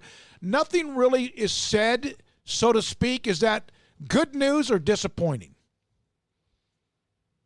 Well, Smoke, I want to say thanks for letting me on and being part of this conversation, and hope everything's safe with you and everybody there. But Smoke, I'll be honest with you, I'd hate to be the people making those decisions and maybe being patient and courtesy of what's going on right now. The Texas high school coaches are doing their virtual, and maybe they're just being respectful of what's going on, and just California sent out what they're doing, TAP sent out what they're doing on Friday, so maybe they're just gathering information and just taking some time. I don't know. What do you think will happen in your just right now? Coach, I'm just a small town guy here in Holland, Texas, and all I hope is we get to watch some Texas high school football, and I hope I'm being selfish for my guys. I hope they at least get to play some district football, and that would be awesome. And if playoffs were to happen, great. But I really hope they get something, even if we just played district in every sport. Mm-hmm. And but who knows? I'm just, like I said, I'm just a small town 2A coach just waiting. Yeah, and I get that, and I think a lot of people do, and it's like, at least if you know there's going to be something that you can grab onto and give the kids like a carrot, right? That this is what you're reaching for?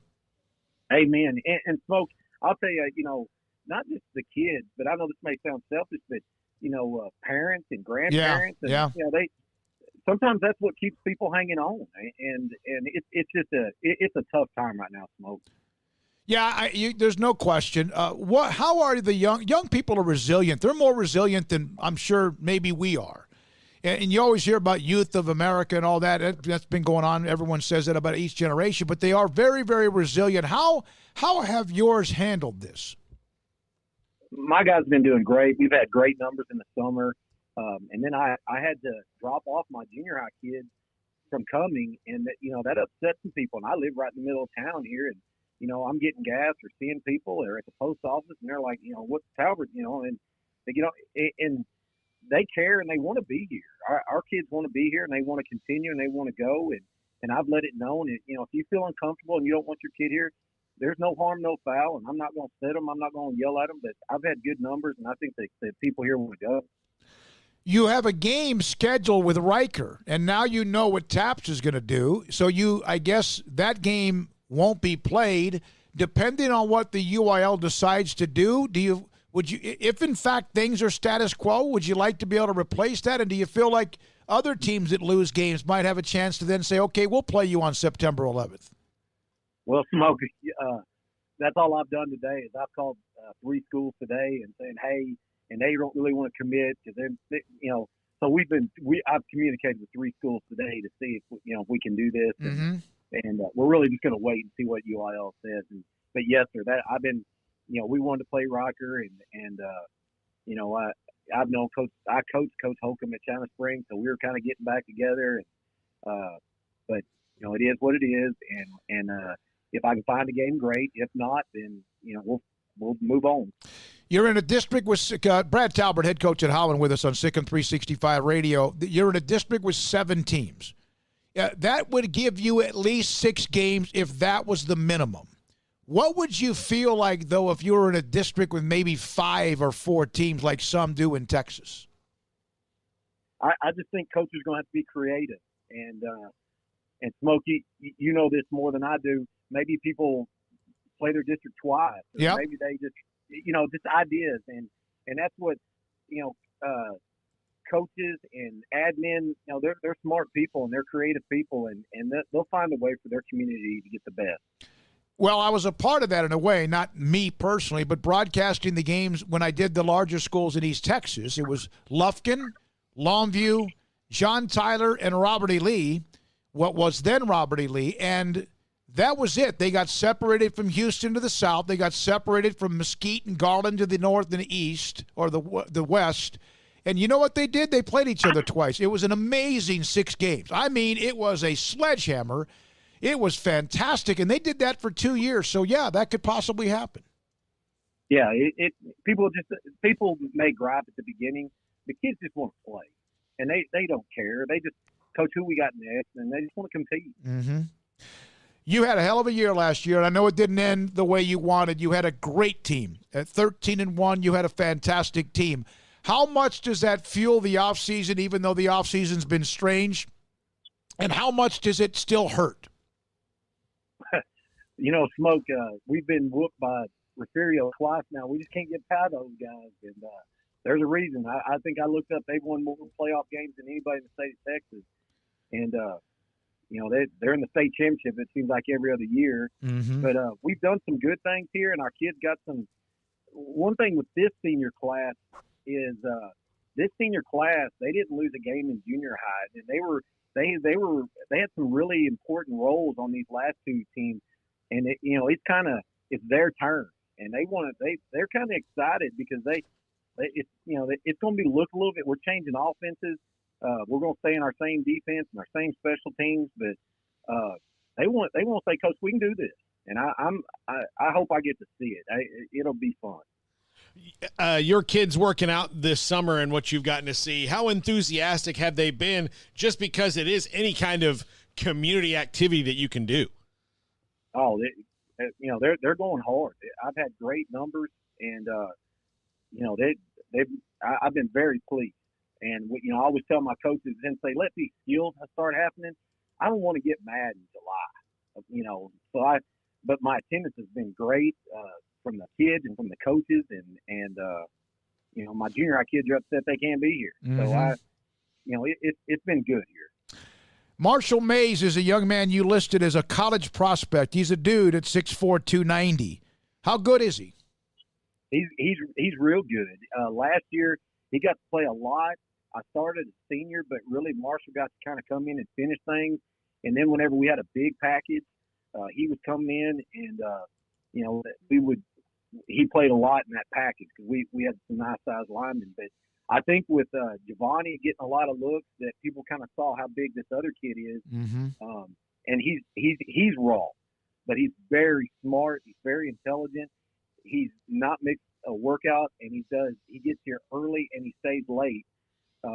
I'm excited for him. He just wants to play, anywhere. And last thing with it, I know Brad Talbert with this. Didn't you go down the river? Isn't that one day you had gotten out? You had just gotten back. I asked you to come on the show, and you had just gone on a vacation or something. That was like a month ago or whatever. Did you? Yeah. Yeah. Did you get a sunburn? Yes, sir, I did, and I enjoyed every bit of it.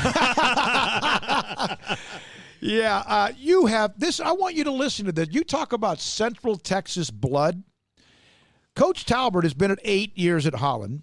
He's been at Belton, Robinson, La Vega, China Spring. He was there 9 years. Stephenville, Lampasas, Grandview, and Temple. You went to school at China Spring, went to Tarleton State and Stephenville. You're as Central Texas as they can be. So Grandview was the furthest he got away, and that's not. Yeah. It's like you tried to get out when you went to Grandview. You tried to head over to that. That was my first job, and Coach Bell helped me get that job with Coach Tim, and. But yeah, I've been right around here. I love Central Texas. I've made a lot of good friends.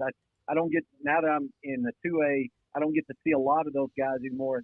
Track meets or powerlifting meets. But but yeah, I love Central Texas, and I think it's a great place to be. And whenever I'm done, I'm gonna go to Talbot Ranch Road there in China Spring and retire. Hey man, good to hear from you, Coach. Good luck with all of whatever happens, the decisions that are made, and also with the young man that you're of course practicing and working out with, and also the community. Thanks for your time. Yes, sir. Thank you. That's Brad Talbert. What a run. 13-1 last year. Refugio got him again. Hell of a team. Now, he loses a bunch of people. That was a team that beat people up last year. Beat them up. And then ended in the quarterfinals. 4:57 when we come back. He's a Hall of Famer at the college and pro level. John Hanna. Also at 5:30, Micah Fugit, PGA Tour caddy. And then in between that, Larry Fedora, a little bit from him from today's Texas High School Coaches Association virtual convention. This is Sikkim 365 Radio. Southwest Sports Medicine and Orthopedics, the team physician of Baylor Athletics. Our doctors specialize in the diagnosis and treatment of any and all sports-related injuries. Celebrating over a decade of service in Central Texas, our doctors are equipped to handle a wide range of issues, whether it's your foot or ankle, orthopedic spine care, your hand or wrist, knee and shoulder pain, or if you're in need of our arthritis or total joint clinic. Come see us at the new Baylor Scott and White Ted and Sue Getterman Sports and Orthopedic Center. Trusted doctors that Baylor trusts, Southwest Sports Medicine and Orthopedics. Our goal is to get you back in the game. Riverbend Liquor and Wine has their easy-to-access drive-thru open and convenient and clean in-store location on the corner of Lakeshore Drive and North 19th Street in Waco. Riverbend Liquor has the best and most extensive variety of craft beer selections in Waco and Balcones whiskey, including single malt, pot still, baby blue, French oak, rye, and brimstone. Riverbend Liquor and Wine, family-owned and operated, and a hidden gem in Waco on Lakeshore Drive and 19th Street. And find out more on Facebook and Instagram. Let Camille Johnson Realtors guide you seamlessly through the process of buying your dream home or selling your current one, commercial, farm and ranch, or residential. Camille Johnson Realtors can smoothly and successfully lead you through any transaction with a team of 24 experienced agents who are excited about serving you. Camille Johnson Realtors services the entire greater Waco area. If you're in the market to buy or sell, contact Camille Johnson Realtors, 104 Midway Center in Woodway, or find them online at www.camillejohnson.com. Camille Johnson Realtors, elegant, charming, warm. Welcome home. Dr. Kent Petty wants you to be the highest performance man you want to be. Are you sluggish, lack energy? Do you suffer from low sex drive? Petty Clinic Low T offers discounted comprehensive lab work to check on your various levels that can make a difference. It's not only time for you to be the man you want to be with higher energy and stamina and improved sex drive, but also the healthiest and high performance man. Screening for cardiac heart disease risk, EKG, cholesterol panel, blood pressure monitoring, testosterone or growth hormone deficiency, male infertility, hepatitis C, and prostate cancer screening. Petty Clinic Low T offers replacement therapy for testosterone or growth hormones, weight management therapy, and nutritional advice. It's not only time for you to be the man you want to be with higher energy, stamina, and improved sex drive, but the healthiest and highest performance man. PettyClinicLowT.com, PettyClinicLowT.com on Old Hewitt Road, just off Highway 84 in Woodward. PettyClinicLowT.com. Ideal MRI is a small family business right here in Central Texas. We're open to support you while lowering the cost of healthcare bills. When you need an MRI, ask your doctor for an Ideal MRI. Visit us at idealmri.com or call us at 833-IDEAL-MRI. Time to fire up the grill, heat up the oven, or get that deep fryer going to enjoy the top quality products at Waco Custom Marketplace. And order 30-pound bags of live crawfish by noon on Thursday and pick up on Friday to enjoy the weekend. Live crawfish available right now. And Waco Custom Marketplace doors are open for business Monday through Friday from 9 to 6, Saturday 10 to 5. And crawfish boil boxes available as well. Make your order for live crawfish by noon on Thursday. Pick up on Friday for the weekend. Waco Custom Marketplace, your home for fresh kolaches, cinnamon rolls, and baked bread daily. Butcher shop to cut your steaks the way you want. Fresh seafood, summer sausage, boudin, and house-cured and smoked bacon. Spices, seasonings, soup mixes, charcoal, and lighter fluid. Waco Custom Marketplace, doors open Monday through Friday, 9 to 6, Saturday 10 to 5, 425 Lake Air Drive or WacoCustomMarketplace.com.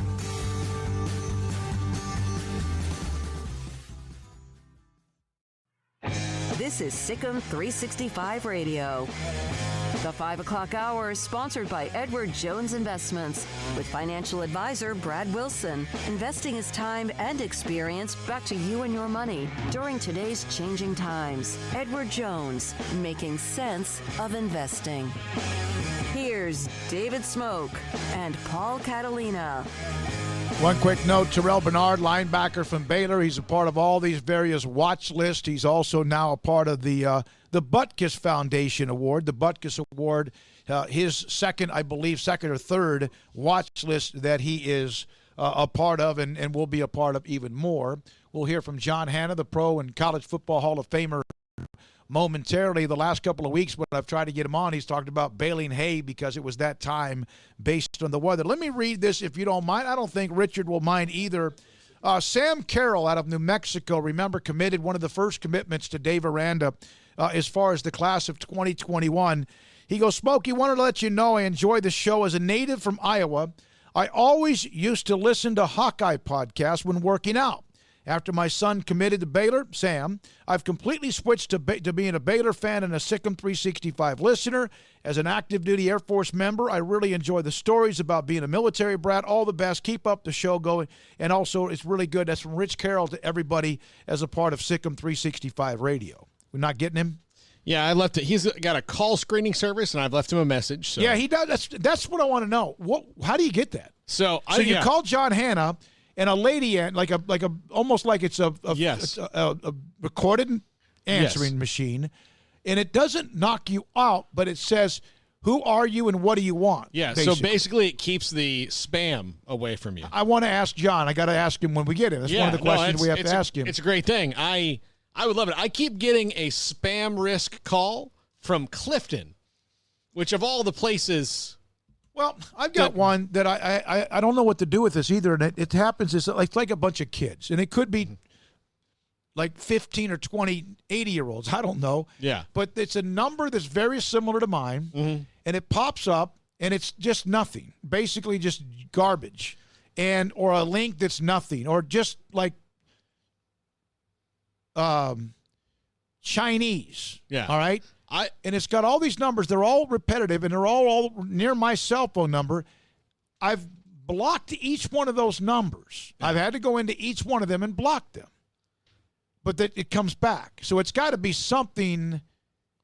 So, yeah. And you I can't. don't know. But there are times you can mute yourself from a conversation. It's not letting me do that. I'm kind of surprised, this being an election year, because 2 years ago, I got texts from, because I voted in both Republican and Democratic primaries. So I don't know what that means, but I've gotten texts from campaigns on either side asking me for my help getting the word out. Yeah. And that will elicit a string of text messages back from me, which are mostly me just making fun of that candidate, whether I like them or not. Yeah. Because that will get me off the list. And so now I'm not on them because I think they're all afraid to I'm on some sort of list now that said, please don't, you're going to entertain this guy too much. I had jokes about Beto and Ted Cruz just for days with both those people who were texting me. I mean, it wasn't anything about either of them. I just thought, look, don't text me and ask me tell me who to vote for. No, you do have the funny sign. Is that your dad's sign or is that your sign? No, that was given to me. So out on the front porch. Yes. When I first moved here, I was getting visitors of a religious nature very early on Saturday mornings. And if you, especially me at that time, if I'm, especially on a Friday night, if I'm going to come back here and I get home at 2 o'clock in the morning and we've got to do a Baylor game, if you come and knock on my door at 7:45 and try to get me to change religions, that's not going to work out that well for you. And it kept happening because there is a church that does that very close to here. I'm not going to peg the religion, but they're just right around the corner. And so I was complaining to some friends of my family, and they got me that sign as a gift, and it has worked like a charm. A charm. It's really funny. Unless you have free beer, just leave us alone or whatever. I want to run Fedora here in case Hannah calls back, but that's pretty chunky, isn't it? It's at 3 or 4 minutes. All right, let's do this. I'm going to text John Hanna from my phone to let him know we're trying to get a hold of him and give him a number and ask him to call us. Just want to play Fedora during this? So the Texas High School Football Coaches Association would normally be having their annual meetings, and they would flood San Antonio, Texas. There would be thousands of coaches and administrators, all the various sports. Like Jerome Tang is one of those who's speaking tomorrow about the Baylor culture and also the word or the joy, which is that's their word. And of course, they had another joyous day today with the commitment from Kendall Brown, the 5-star. Yeah.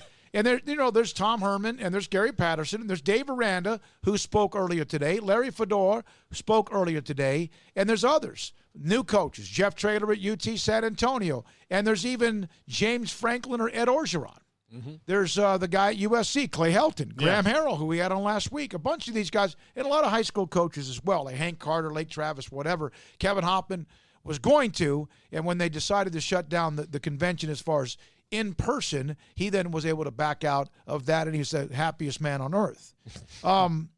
So Larry Fedora today, he was one of those scheduled for a virtual clinic, and Paul was able to listen to it. And here's the part that he pulled out of Baylor offensive coordinator. And then I tease this, but we have Dave Aranda live tomorrow at 3:15. Here's Larry Fedora. All right, so the very first thing that you've got to do when you're putting an offense together and creating a game plan is trying to decide how much offense you can handle. So that's one of the toughest questions for a coordinator is how much is enough, how much is too much, how much can you practice and execute? And that's always based on your lowest common denominator. You know, if little Johnny out there playing at the X receiver can't handle much offense, well, then you probably shouldn't put more in than little Johnny can handle. And then on top of that, you don't want to waste time practicing something that you're not going to call or you're not going to be able to get called in a game. So what I do is I like to look at the national averages. You know, and if you look right here on the screen, you've got in 1st and 10, you've got 29 calls per game is what the national average is. Out of those 29 calls in a game, you've got a P&10 of 11 a game. And then 2nd and 6 or less, which I still consider normal down and distance, is 11 per game. So you're talking 40 calls a game right there on just normal down and distance. All right? So for us, we go into that knowing that we've got 40 normal down and distance calls. Now we break it down and decide how do we want that to look. So is that going to be a balanced attack? Is it going to be 50-50? Is it going to be 60-40, run pass? Is it going to be 65-35 run pass or pass run? Whatever you decide your attack is going to be, this is where you start breaking it down. So the example that I have on the screen right now is just a 20-20, a balanced attack, 20 run, 20 pass. So you take your 20 runs, and you can break it down beyond that, and you can say, okay, that's 10 runs in the that's 20 plays per half, 10 runs in the first half, 10 passes in the first half. All right, but over the game, 20 runs and 20 passes.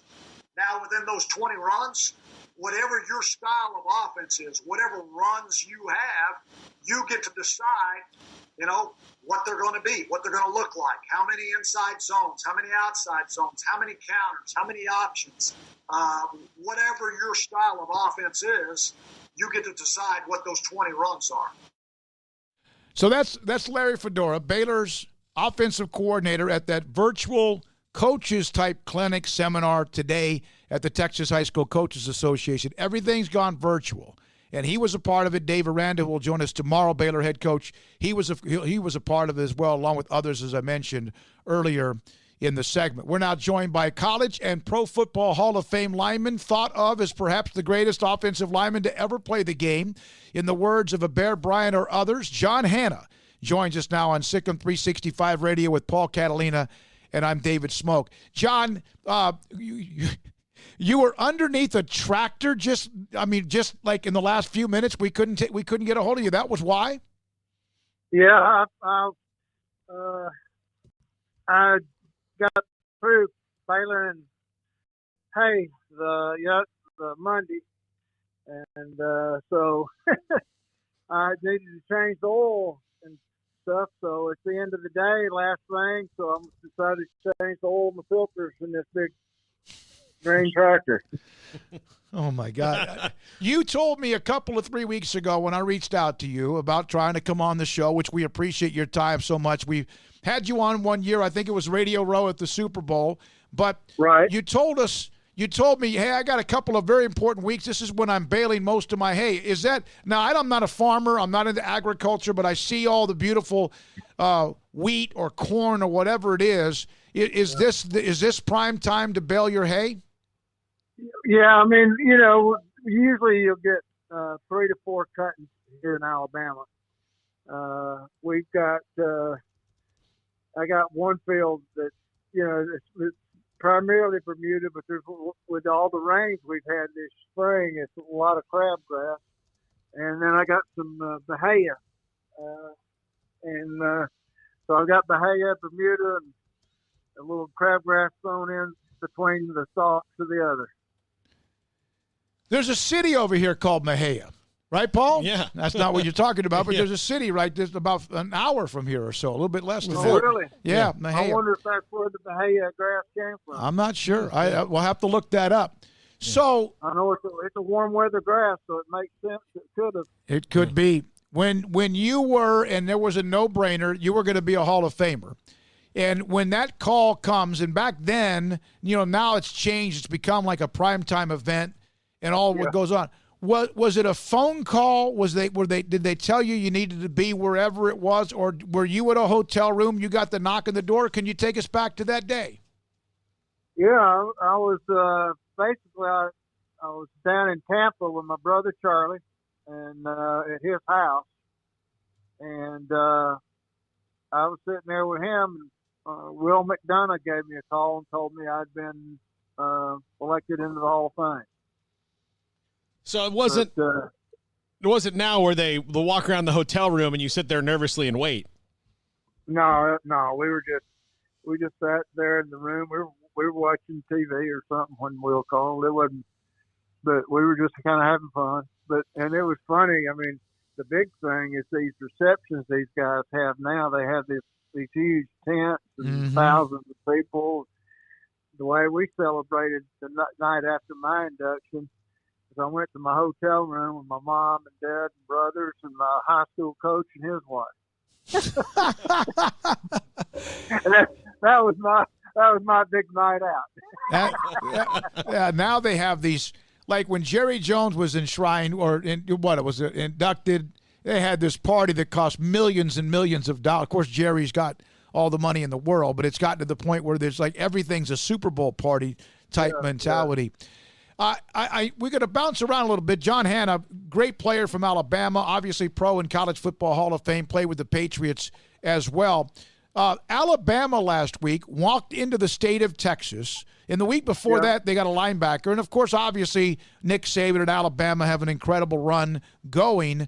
And they got two of the sons of Blake Brockemeyer, who was a great player at Texas, and both of them on the same day ranked as the #1 tackle and center in America, committed to Nick Saban. Well, you still keep up with a lot of that, huh? I don't keep up a lot, but I saw that. I did. I'm always interested in good offensive line play. And, I knew we were after those boys and kind of was hoping. I'll be honest with you, I was kind of scared we wouldn't get them because, with the family ties and everything. But we did, so I'm happy. I'm looking. I might see him play. What did playing for Bear Bryant do for you at every level that you went once you got to the pros? Were you better prepared for anything that was thrown at you because you played for such an elite coach? Jerry, you remember Jerry Sizemore, right? Yeah. Oh yeah. He's From Yep.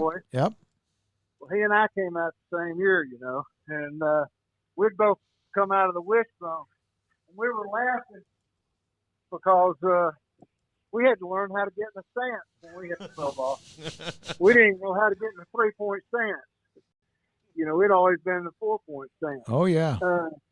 But the one thing that Coach Bryant probably taught me, and then I tell this to everybody, he always said,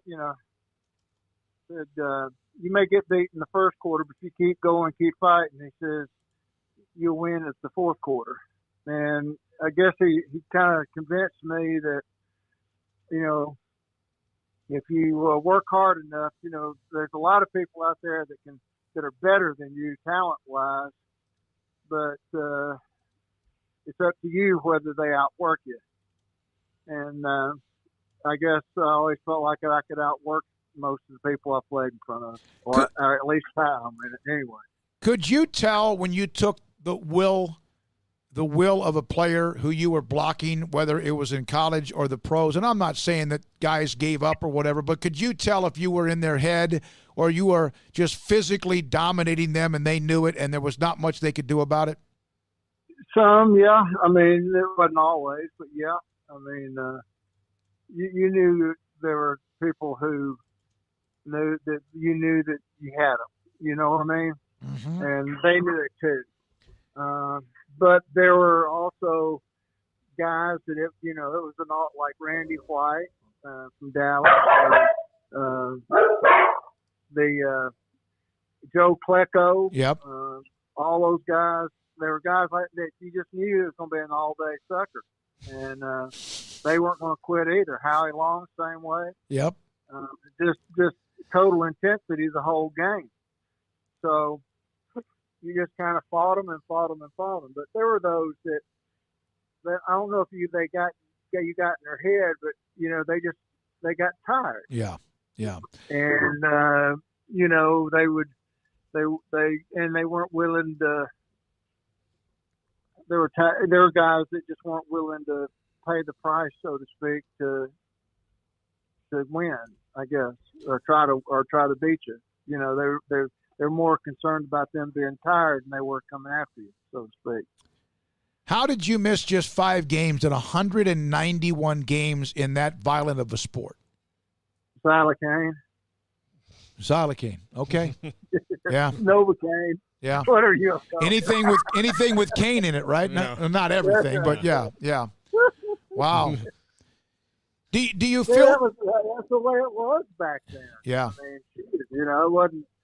We were all, you're laughing. These guys, we made, my starting salary. I was the 4th pick overall, and my starting salary was $30,000.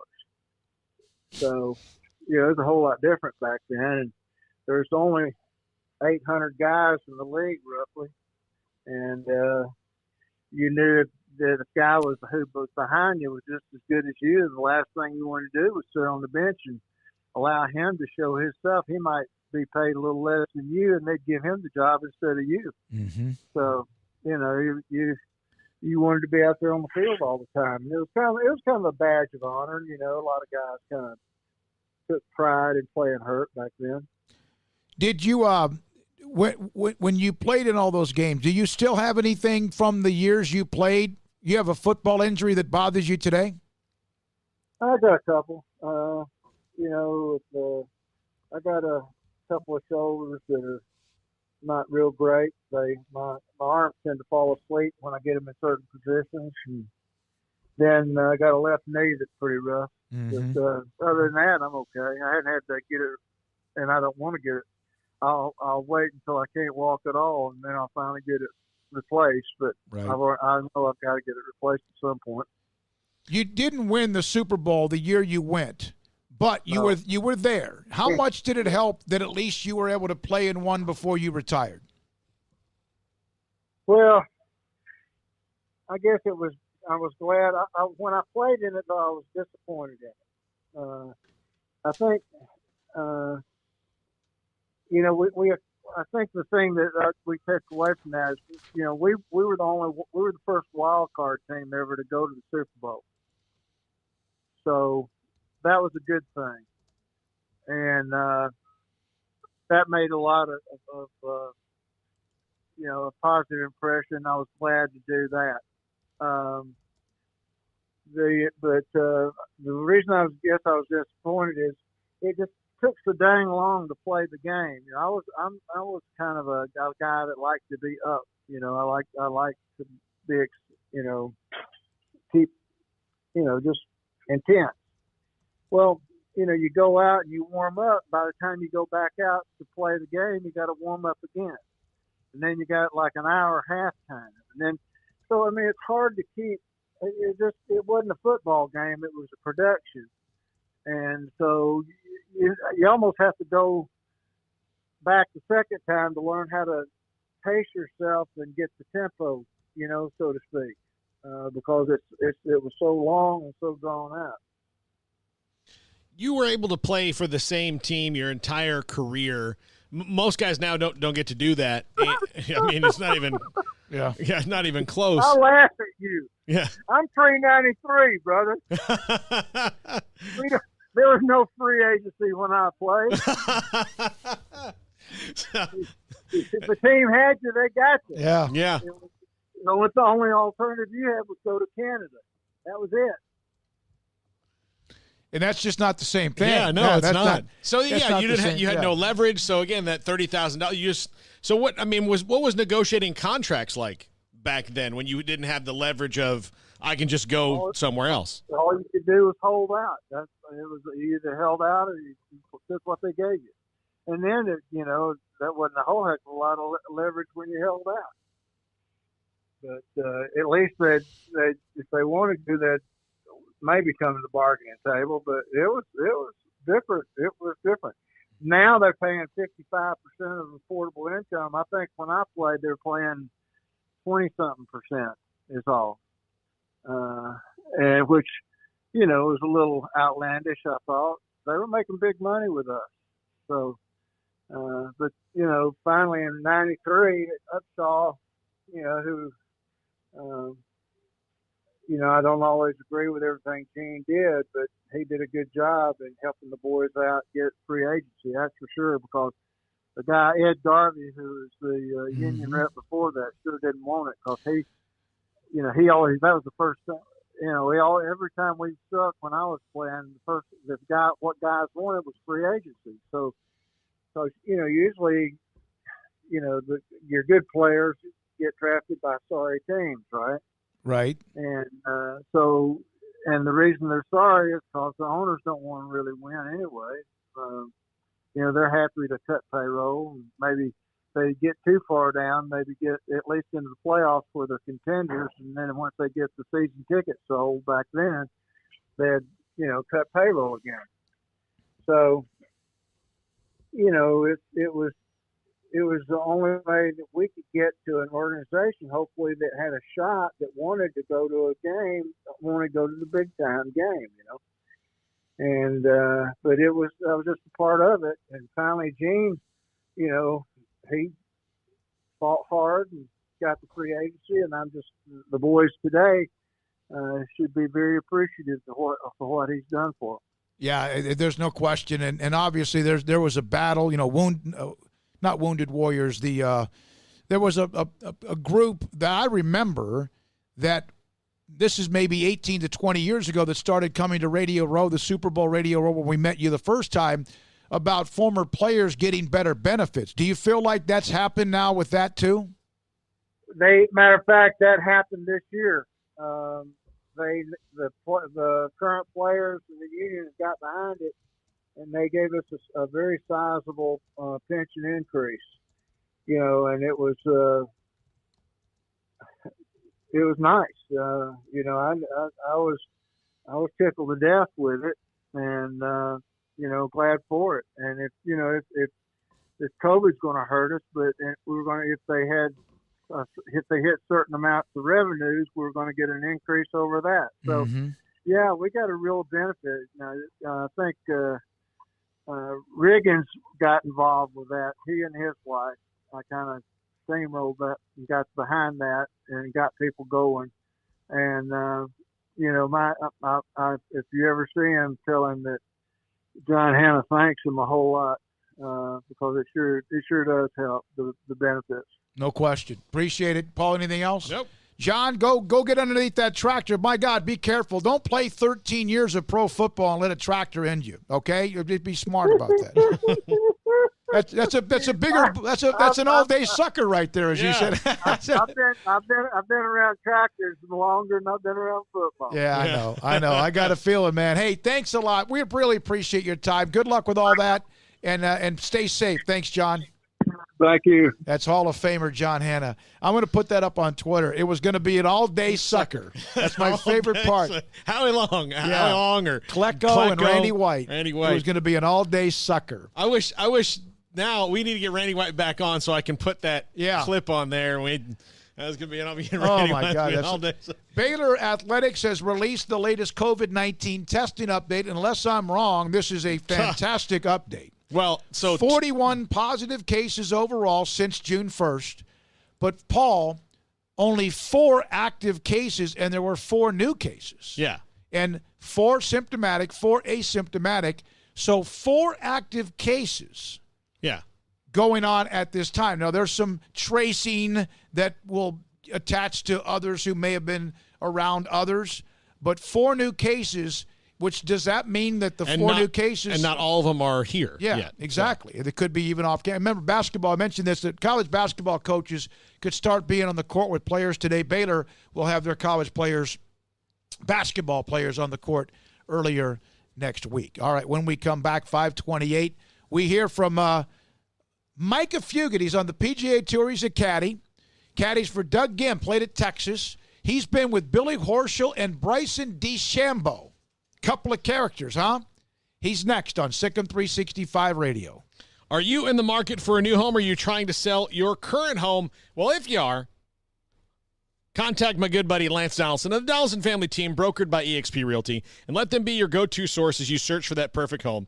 Give Lance a call, 254-214-3713, or online, lancedonaldson.exprealty.com. Buying a house is a fully engaged thing. You need somebody who takes down tons of information, who just lists all the different kinds of things that you're going to need, that you're going to want, that you are looking for in a dream home.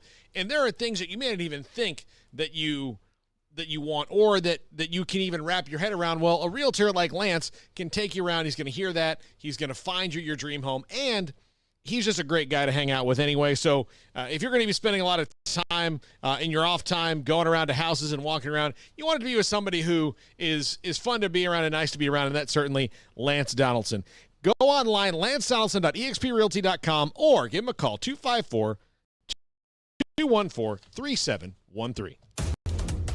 Summertime means vacation time, and when you hit the road, do it in the vehicle of summer, Jeep. At Allen Samuels, it's our huge summer clearance event. It's on. Get employee pricing on brand new 2020 Jeep Gladiator Sport Editions, plus an additional $1,500 in retail bonus cash. And ask about 0% and no payments for 90 days on other Jeep models. It's time to say goodbye. Adios, 2020s from Allen Samuels. Ask for details. All offers with approved credit. In the market for a quality metal building? Since 1943, Pioneer Steel and Pipe has helped Central Texas residential and commercial customers with metal building design, panel options, building components, and trim options. Pioneer Steel and Pipe's residential line is energy efficient, offers low maintenance, reduces insurance payments, is impact resistant, and carries up to a 45-year limited warranty. In addition, they can also help you find a metal building contractor for your project. Pioneer Steel and Pipe with locations in Waco and Bryan, and at pioneersboys.com.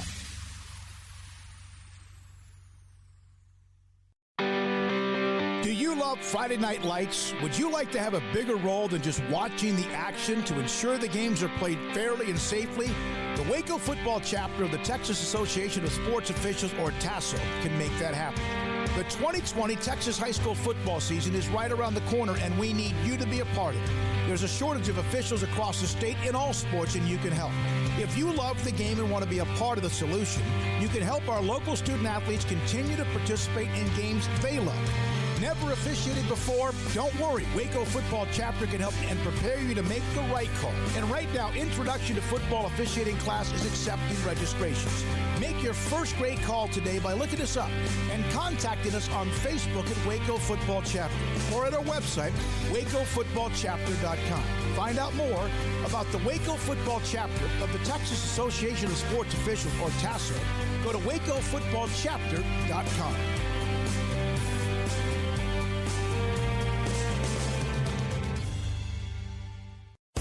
At Ideal MRI, we feel blessed to be part of the Waco community. We're a small family business here in Central Texas. At times like this, the cost of healthcare has never been more important. And unfortunately, significant illnesses and injuries still occur. And that's why Ideal MRI is open and here to serve you through this difficult time. So if you need an MRI, ask your doctor about Ideal MRI. You can schedule online in minutes at idealmri.com or call 833-IDEAL-MRI. At Baylor University, students can shine in their own way.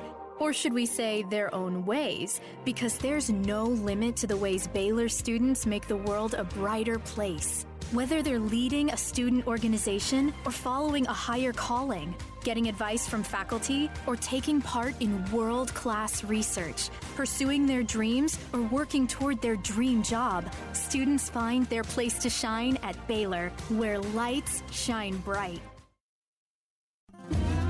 This is Sikkim 365 Radio. The Sikkim 365 Radio poll is brought to you by Pickup Outfitters, where everything purchased and installed comes with our famous lifetime installation guarantee and free warranty assistance. 220 Lake Air Drive or createacommotion.com.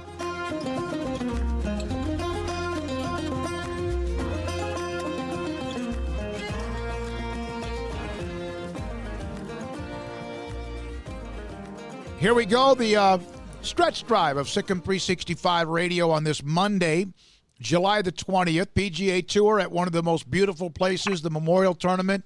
What a weekend for Jon Rahm, who's now the #1 overall player in the world.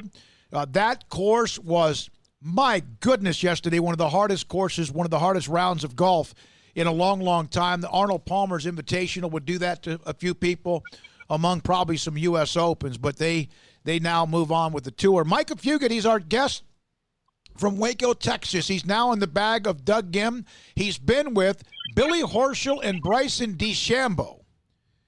Man, you learned on you learned under a couple of different cats, didn't you? Yes, I did. For sure. My time with Billy was a lot longer than with Bryson. I spent 5.5 years with Billy.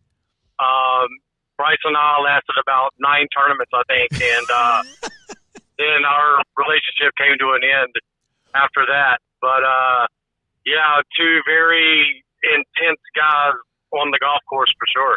What's Doug Gim? Is he like laid back? What kind of personality? He's a young guy, played at Texas, I believe, and a really talented player. What's his personality like?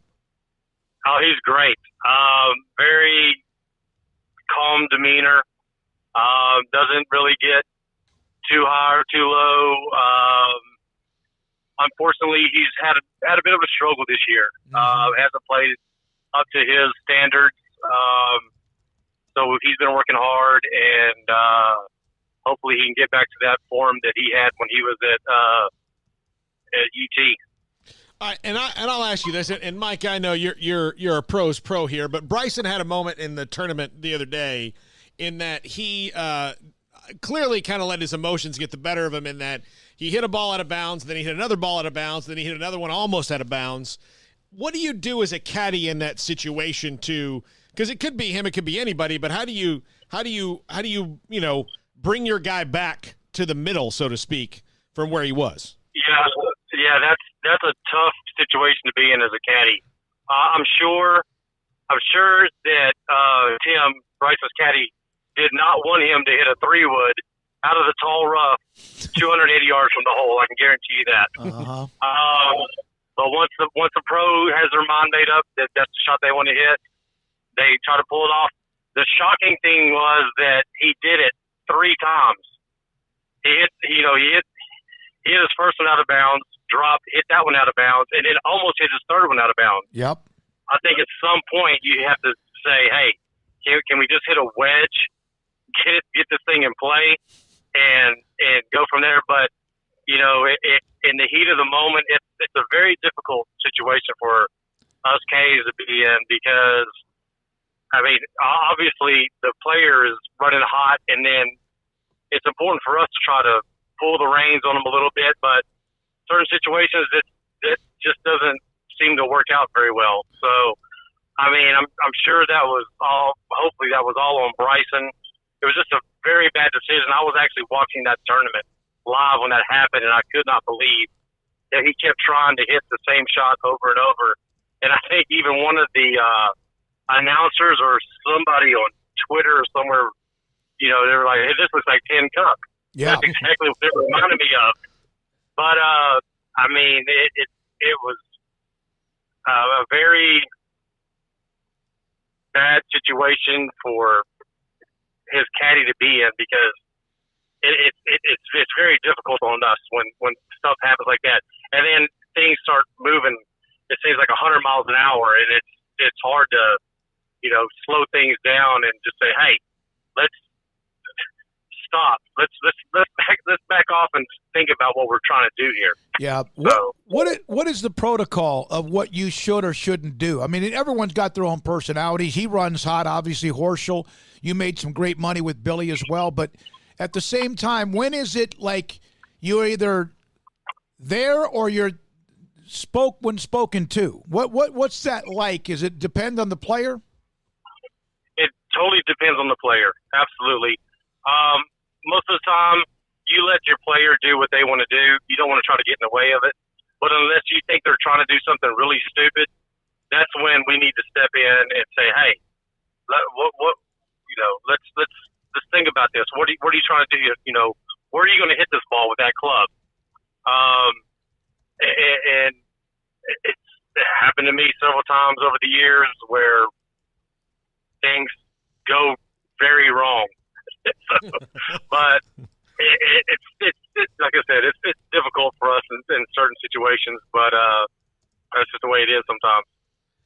You have to know a little psychology, don't you, to do your job? Absolutely, yes, and you have to know your player. I mean, certain players, you just kind of let them go. When I worked for Grayson Murray for a year and a half, he was one of those guys that he kind of wanted to do his own thing, and every now and again I would try to, grab the reins and hold him back a little bit. But for the most part, he just, he wanted to just go and do his own thing, and it would work out most of the time. Every now and again, we would disagree, and sometimes it worked out, sometimes it didn't. When the day begins, a player arrives on campus, so to speak, or at a tournament, and whatever round it is, you hope it's the third and fourth because that means they've made the cut.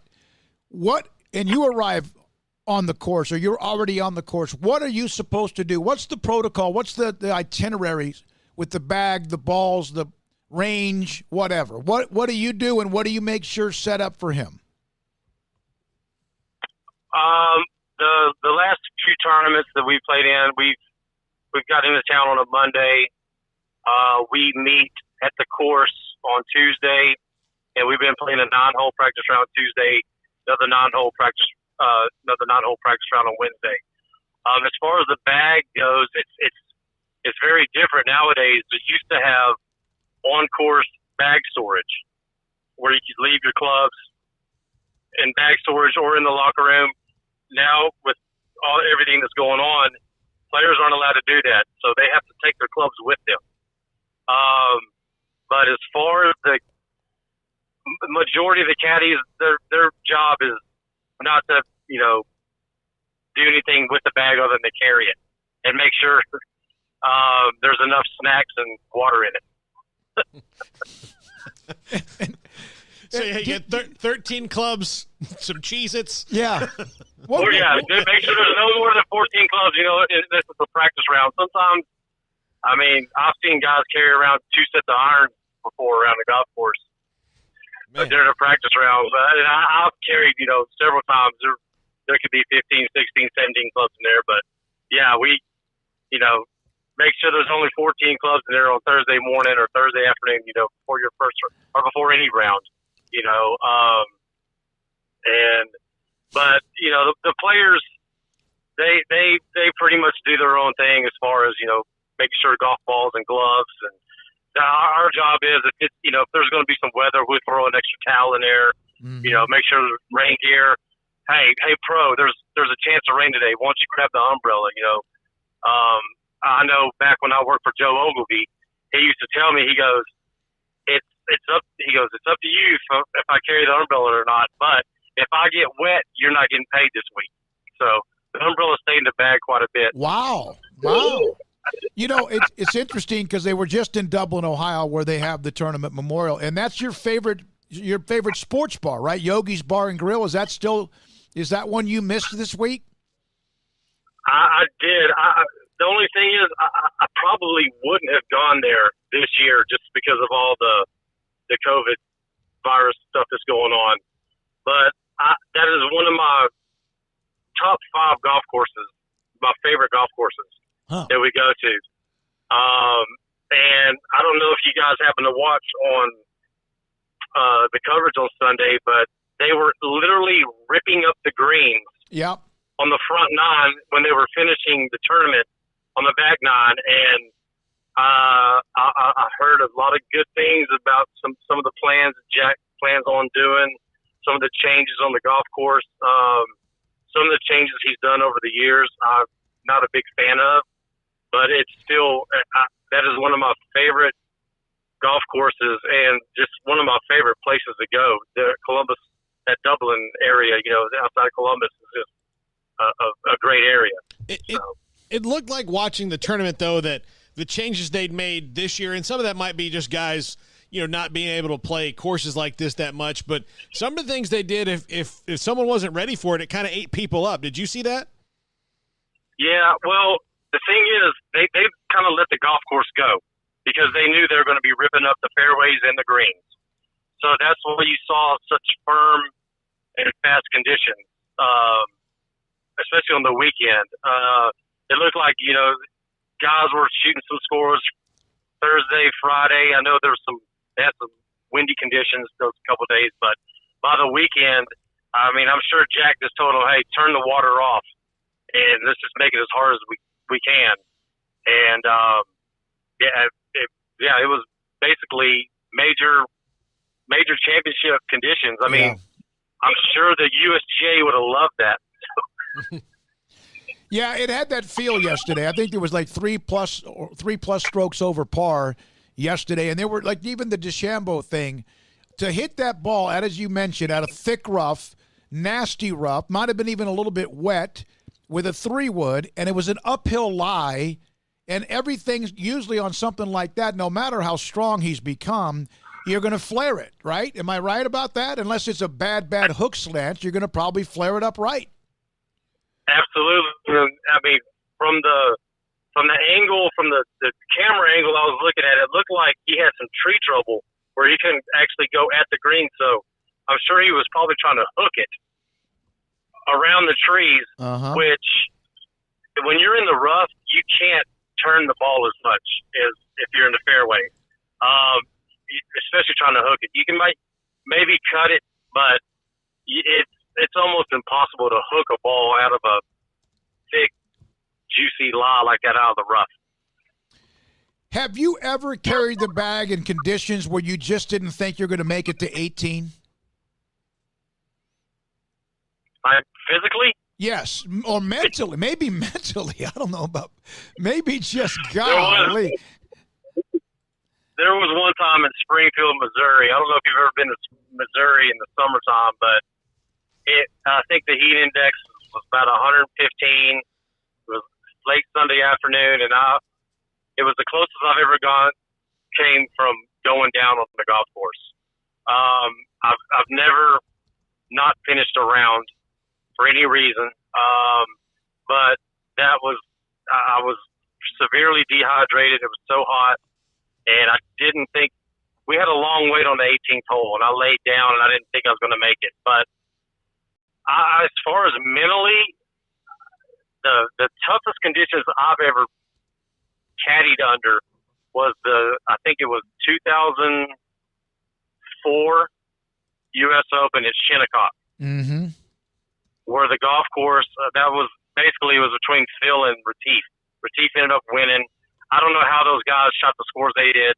I think the scoring average on Sunday was around 80. Yeah.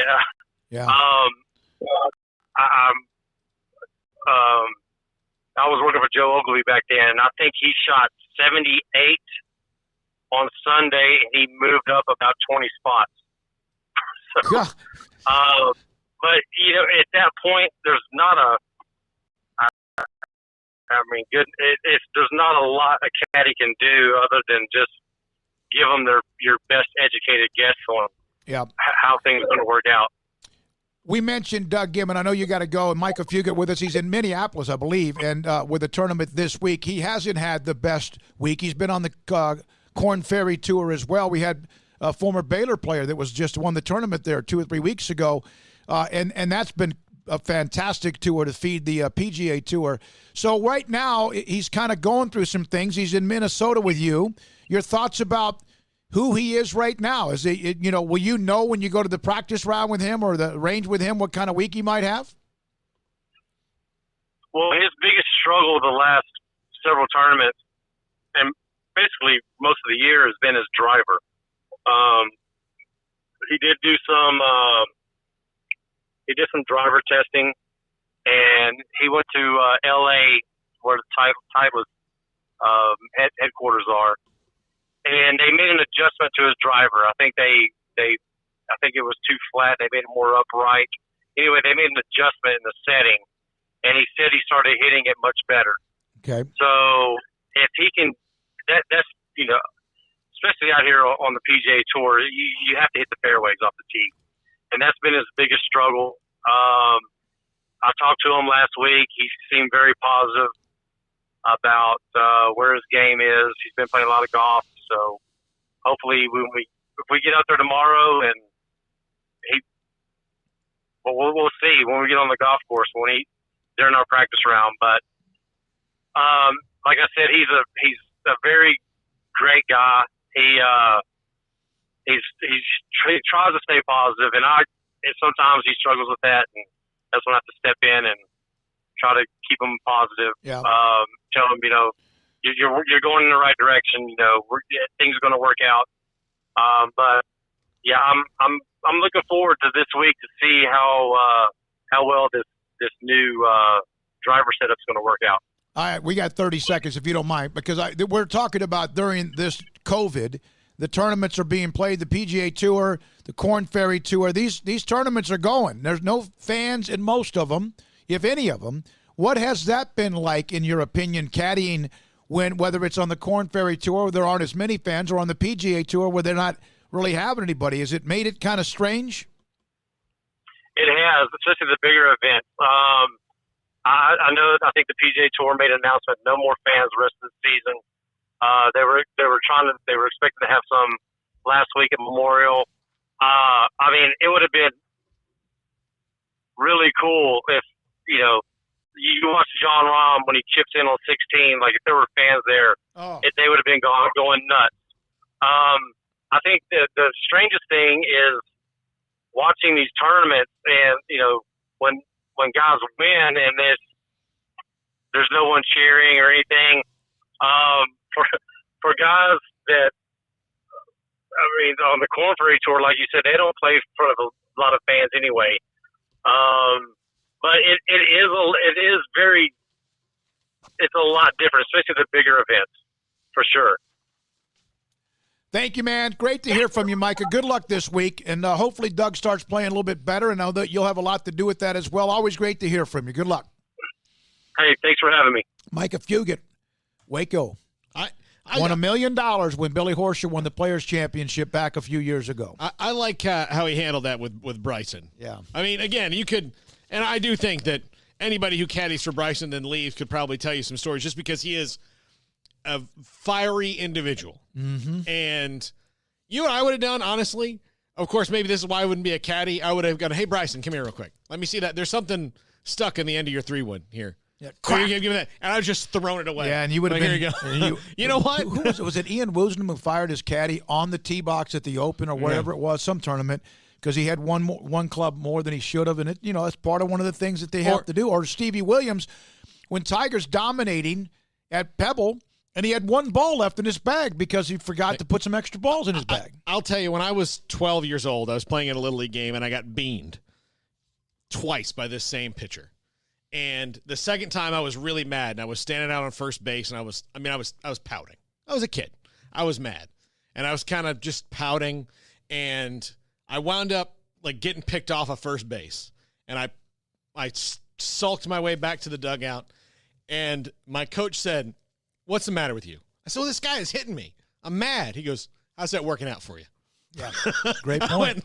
I went, okay. Yeah. It took me a few minutes to get it, but I was embarrassed enough by, I just let this guy rent space in my head. He put me on first base. I could have scored a run. Again, that's one of the things you're going to add, hey, Bryson, how's this working out for you?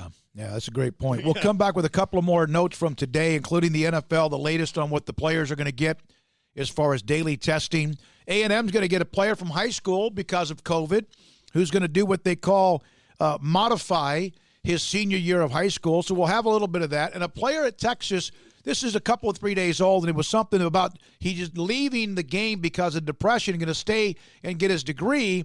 And you wonder how many other athletes, just normal people, are dealing with this right now during the shutdown. This is Sikkim 365 Radio. It's employee pricing for everyone right now at Richard Carr. You pay what employees pay all month long. Qualified buyers can save over $7,000 on 2020 Acadias or Yukons, or save over $6,000 on Terrains. They've also got the Buick Encores, the perfect crossover SUV with a quiet ride, roomy interior, and packed with safety features and the latest technology. Right now, you get a Buick Encore for only $19,900. It's a savings of $6,000 on a 2020 Encore.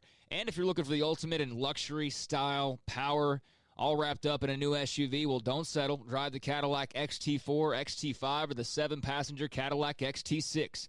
Experience the thrill of owning a Cadillac XT4 right now for only $35,900 at Richard Carr Cadillac. You get great prices, free oil changes with a new purchase, and in-town priority warranty service, all when you buy a vehicle from Richard Carr Buick GMC Cadillac. Richard Carr Motors are the people you can count on.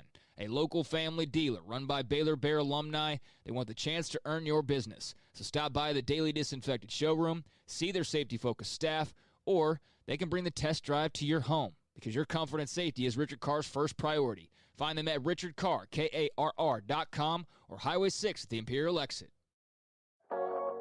How often have you said it's time to get in shape? Every day, every week, every month, maybe for as long as you can remember? How about starting today? I promise if you'll just join Waco Regional Tennis and Fitness now, you'll thank me later. Hi, this is David Smoke, offering a variety of 40 group exercise classes every single week, including boot camp on Tuesdays and Thursdays at 5:15, plus spin, body shaping, Pilates, yoga, and bar. And there's a free kids club as well. Waco Regional Tennis and Fitness open Monday through Thursday, 5 to 10, Friday, 5 to 8, Saturday and Sunday, 7 to 7. And personal trainers, Christy London and Randall Corley. World-class tennis facility with pros Britt Coleman and Joe Rosa with lessons, camps, and special events. Spacious and clean workout rooms, locker room for men and women, both with a whirlpool and sauna. And now there's touchless bottle filling stations. No intimidation, tremendous camaraderie, an entirely new atmosphere. And yes, you can do this, but you have to walk through the front door. It's time to react today, not tomorrow. Waco Regional Tennis and Fitness on Lakeshore Drive in Waco.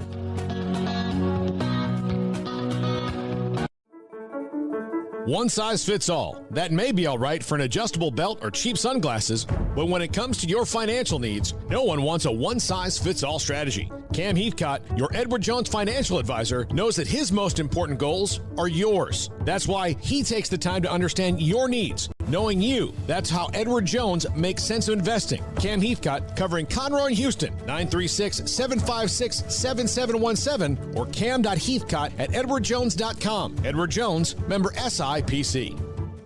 It's summer. Time to go somewhere in a new Jeep from Allen Samuels. It's our huge summer clearance event featuring 0% for 72 and no payments for 90 days on our hottest models. Pick a new 2020 Jeep Cherokee Latitude with $5,750 in total values, or 0% for 72 and no payments for 90 days. Or the fun 2020 Jeep Renegade with up to $7,000 in total values, or 0% for 72. Adios 2020s from Allen Samuels.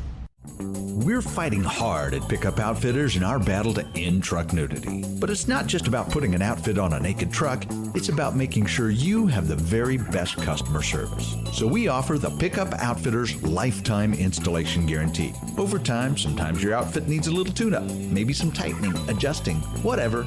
If you outfitted your truck at Pickup Outfitters, that tune-up is absolutely no charge for the remainder of the time you own that truck. We also offer free warranty assistance. If for any reason you need to use your warranty, you just bring it back to us and we take care of it. It just makes sense.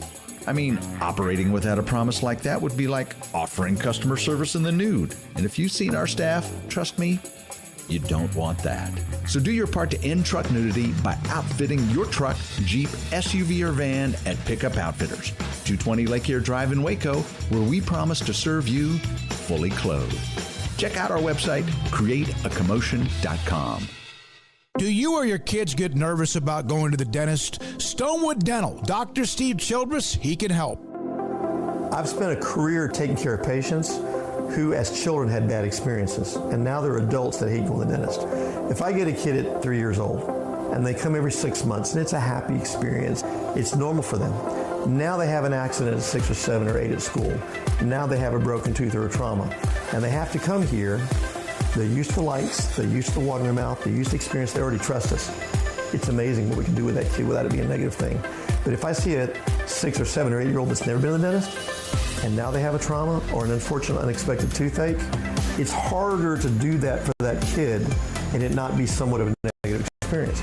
So bottom line is I try to teach kids and adults and teenagers and everybody the way I'd want my family treated, which is where it's a necessary part of life. You just take care of it. It doesn't have to be that big a deal. Learn more, stonewood-dental.com. This is Sikkim 365 Radio. The Sikkim 365 Radio Live Guest VIP Hotline is sponsored by Stonewood Dental. We are all in this together. All right, just in case you did miss this, Baylor released their latest COVID stats data. 4 new cases, but only 4 active cases, and those aren't all on campus. As far as not football, but just all the athletes who have been tested. 41 overall since they began in early June. 4 new cases, and those are the 4 active cases. Players in the NFL will be tested every day for the first 2 weeks of training camp, and now that will then lead to perhaps every other day as they try to get ramping up the contact and eventually preseason games. And I think there's just going to be one preseason game this year. And so that's that. UIL, not much really new today other than just be ready to be creative. We had a couple of coaches on, plus Greg Tepper on that. And Baylor gets Kendall Brown, 5-star player out of Wichita, Kansas, 5-star, number 12th rated player in the country. And what a week it's been for Scott Drew. Texas cornerback Kobe Boyce, this is from over the weekend, take it away, a step away from football with depression. You wonder that if what we're dealing with, no matter if you're 19 or you're 65 or 40, if you have to deal with some of that, because it's just things are so, and we don't know when things get back to normal again. Victory Vaca, is that right? Yeah. Who's committed and signed with Texas A&M, Due to modifications in California's high school season,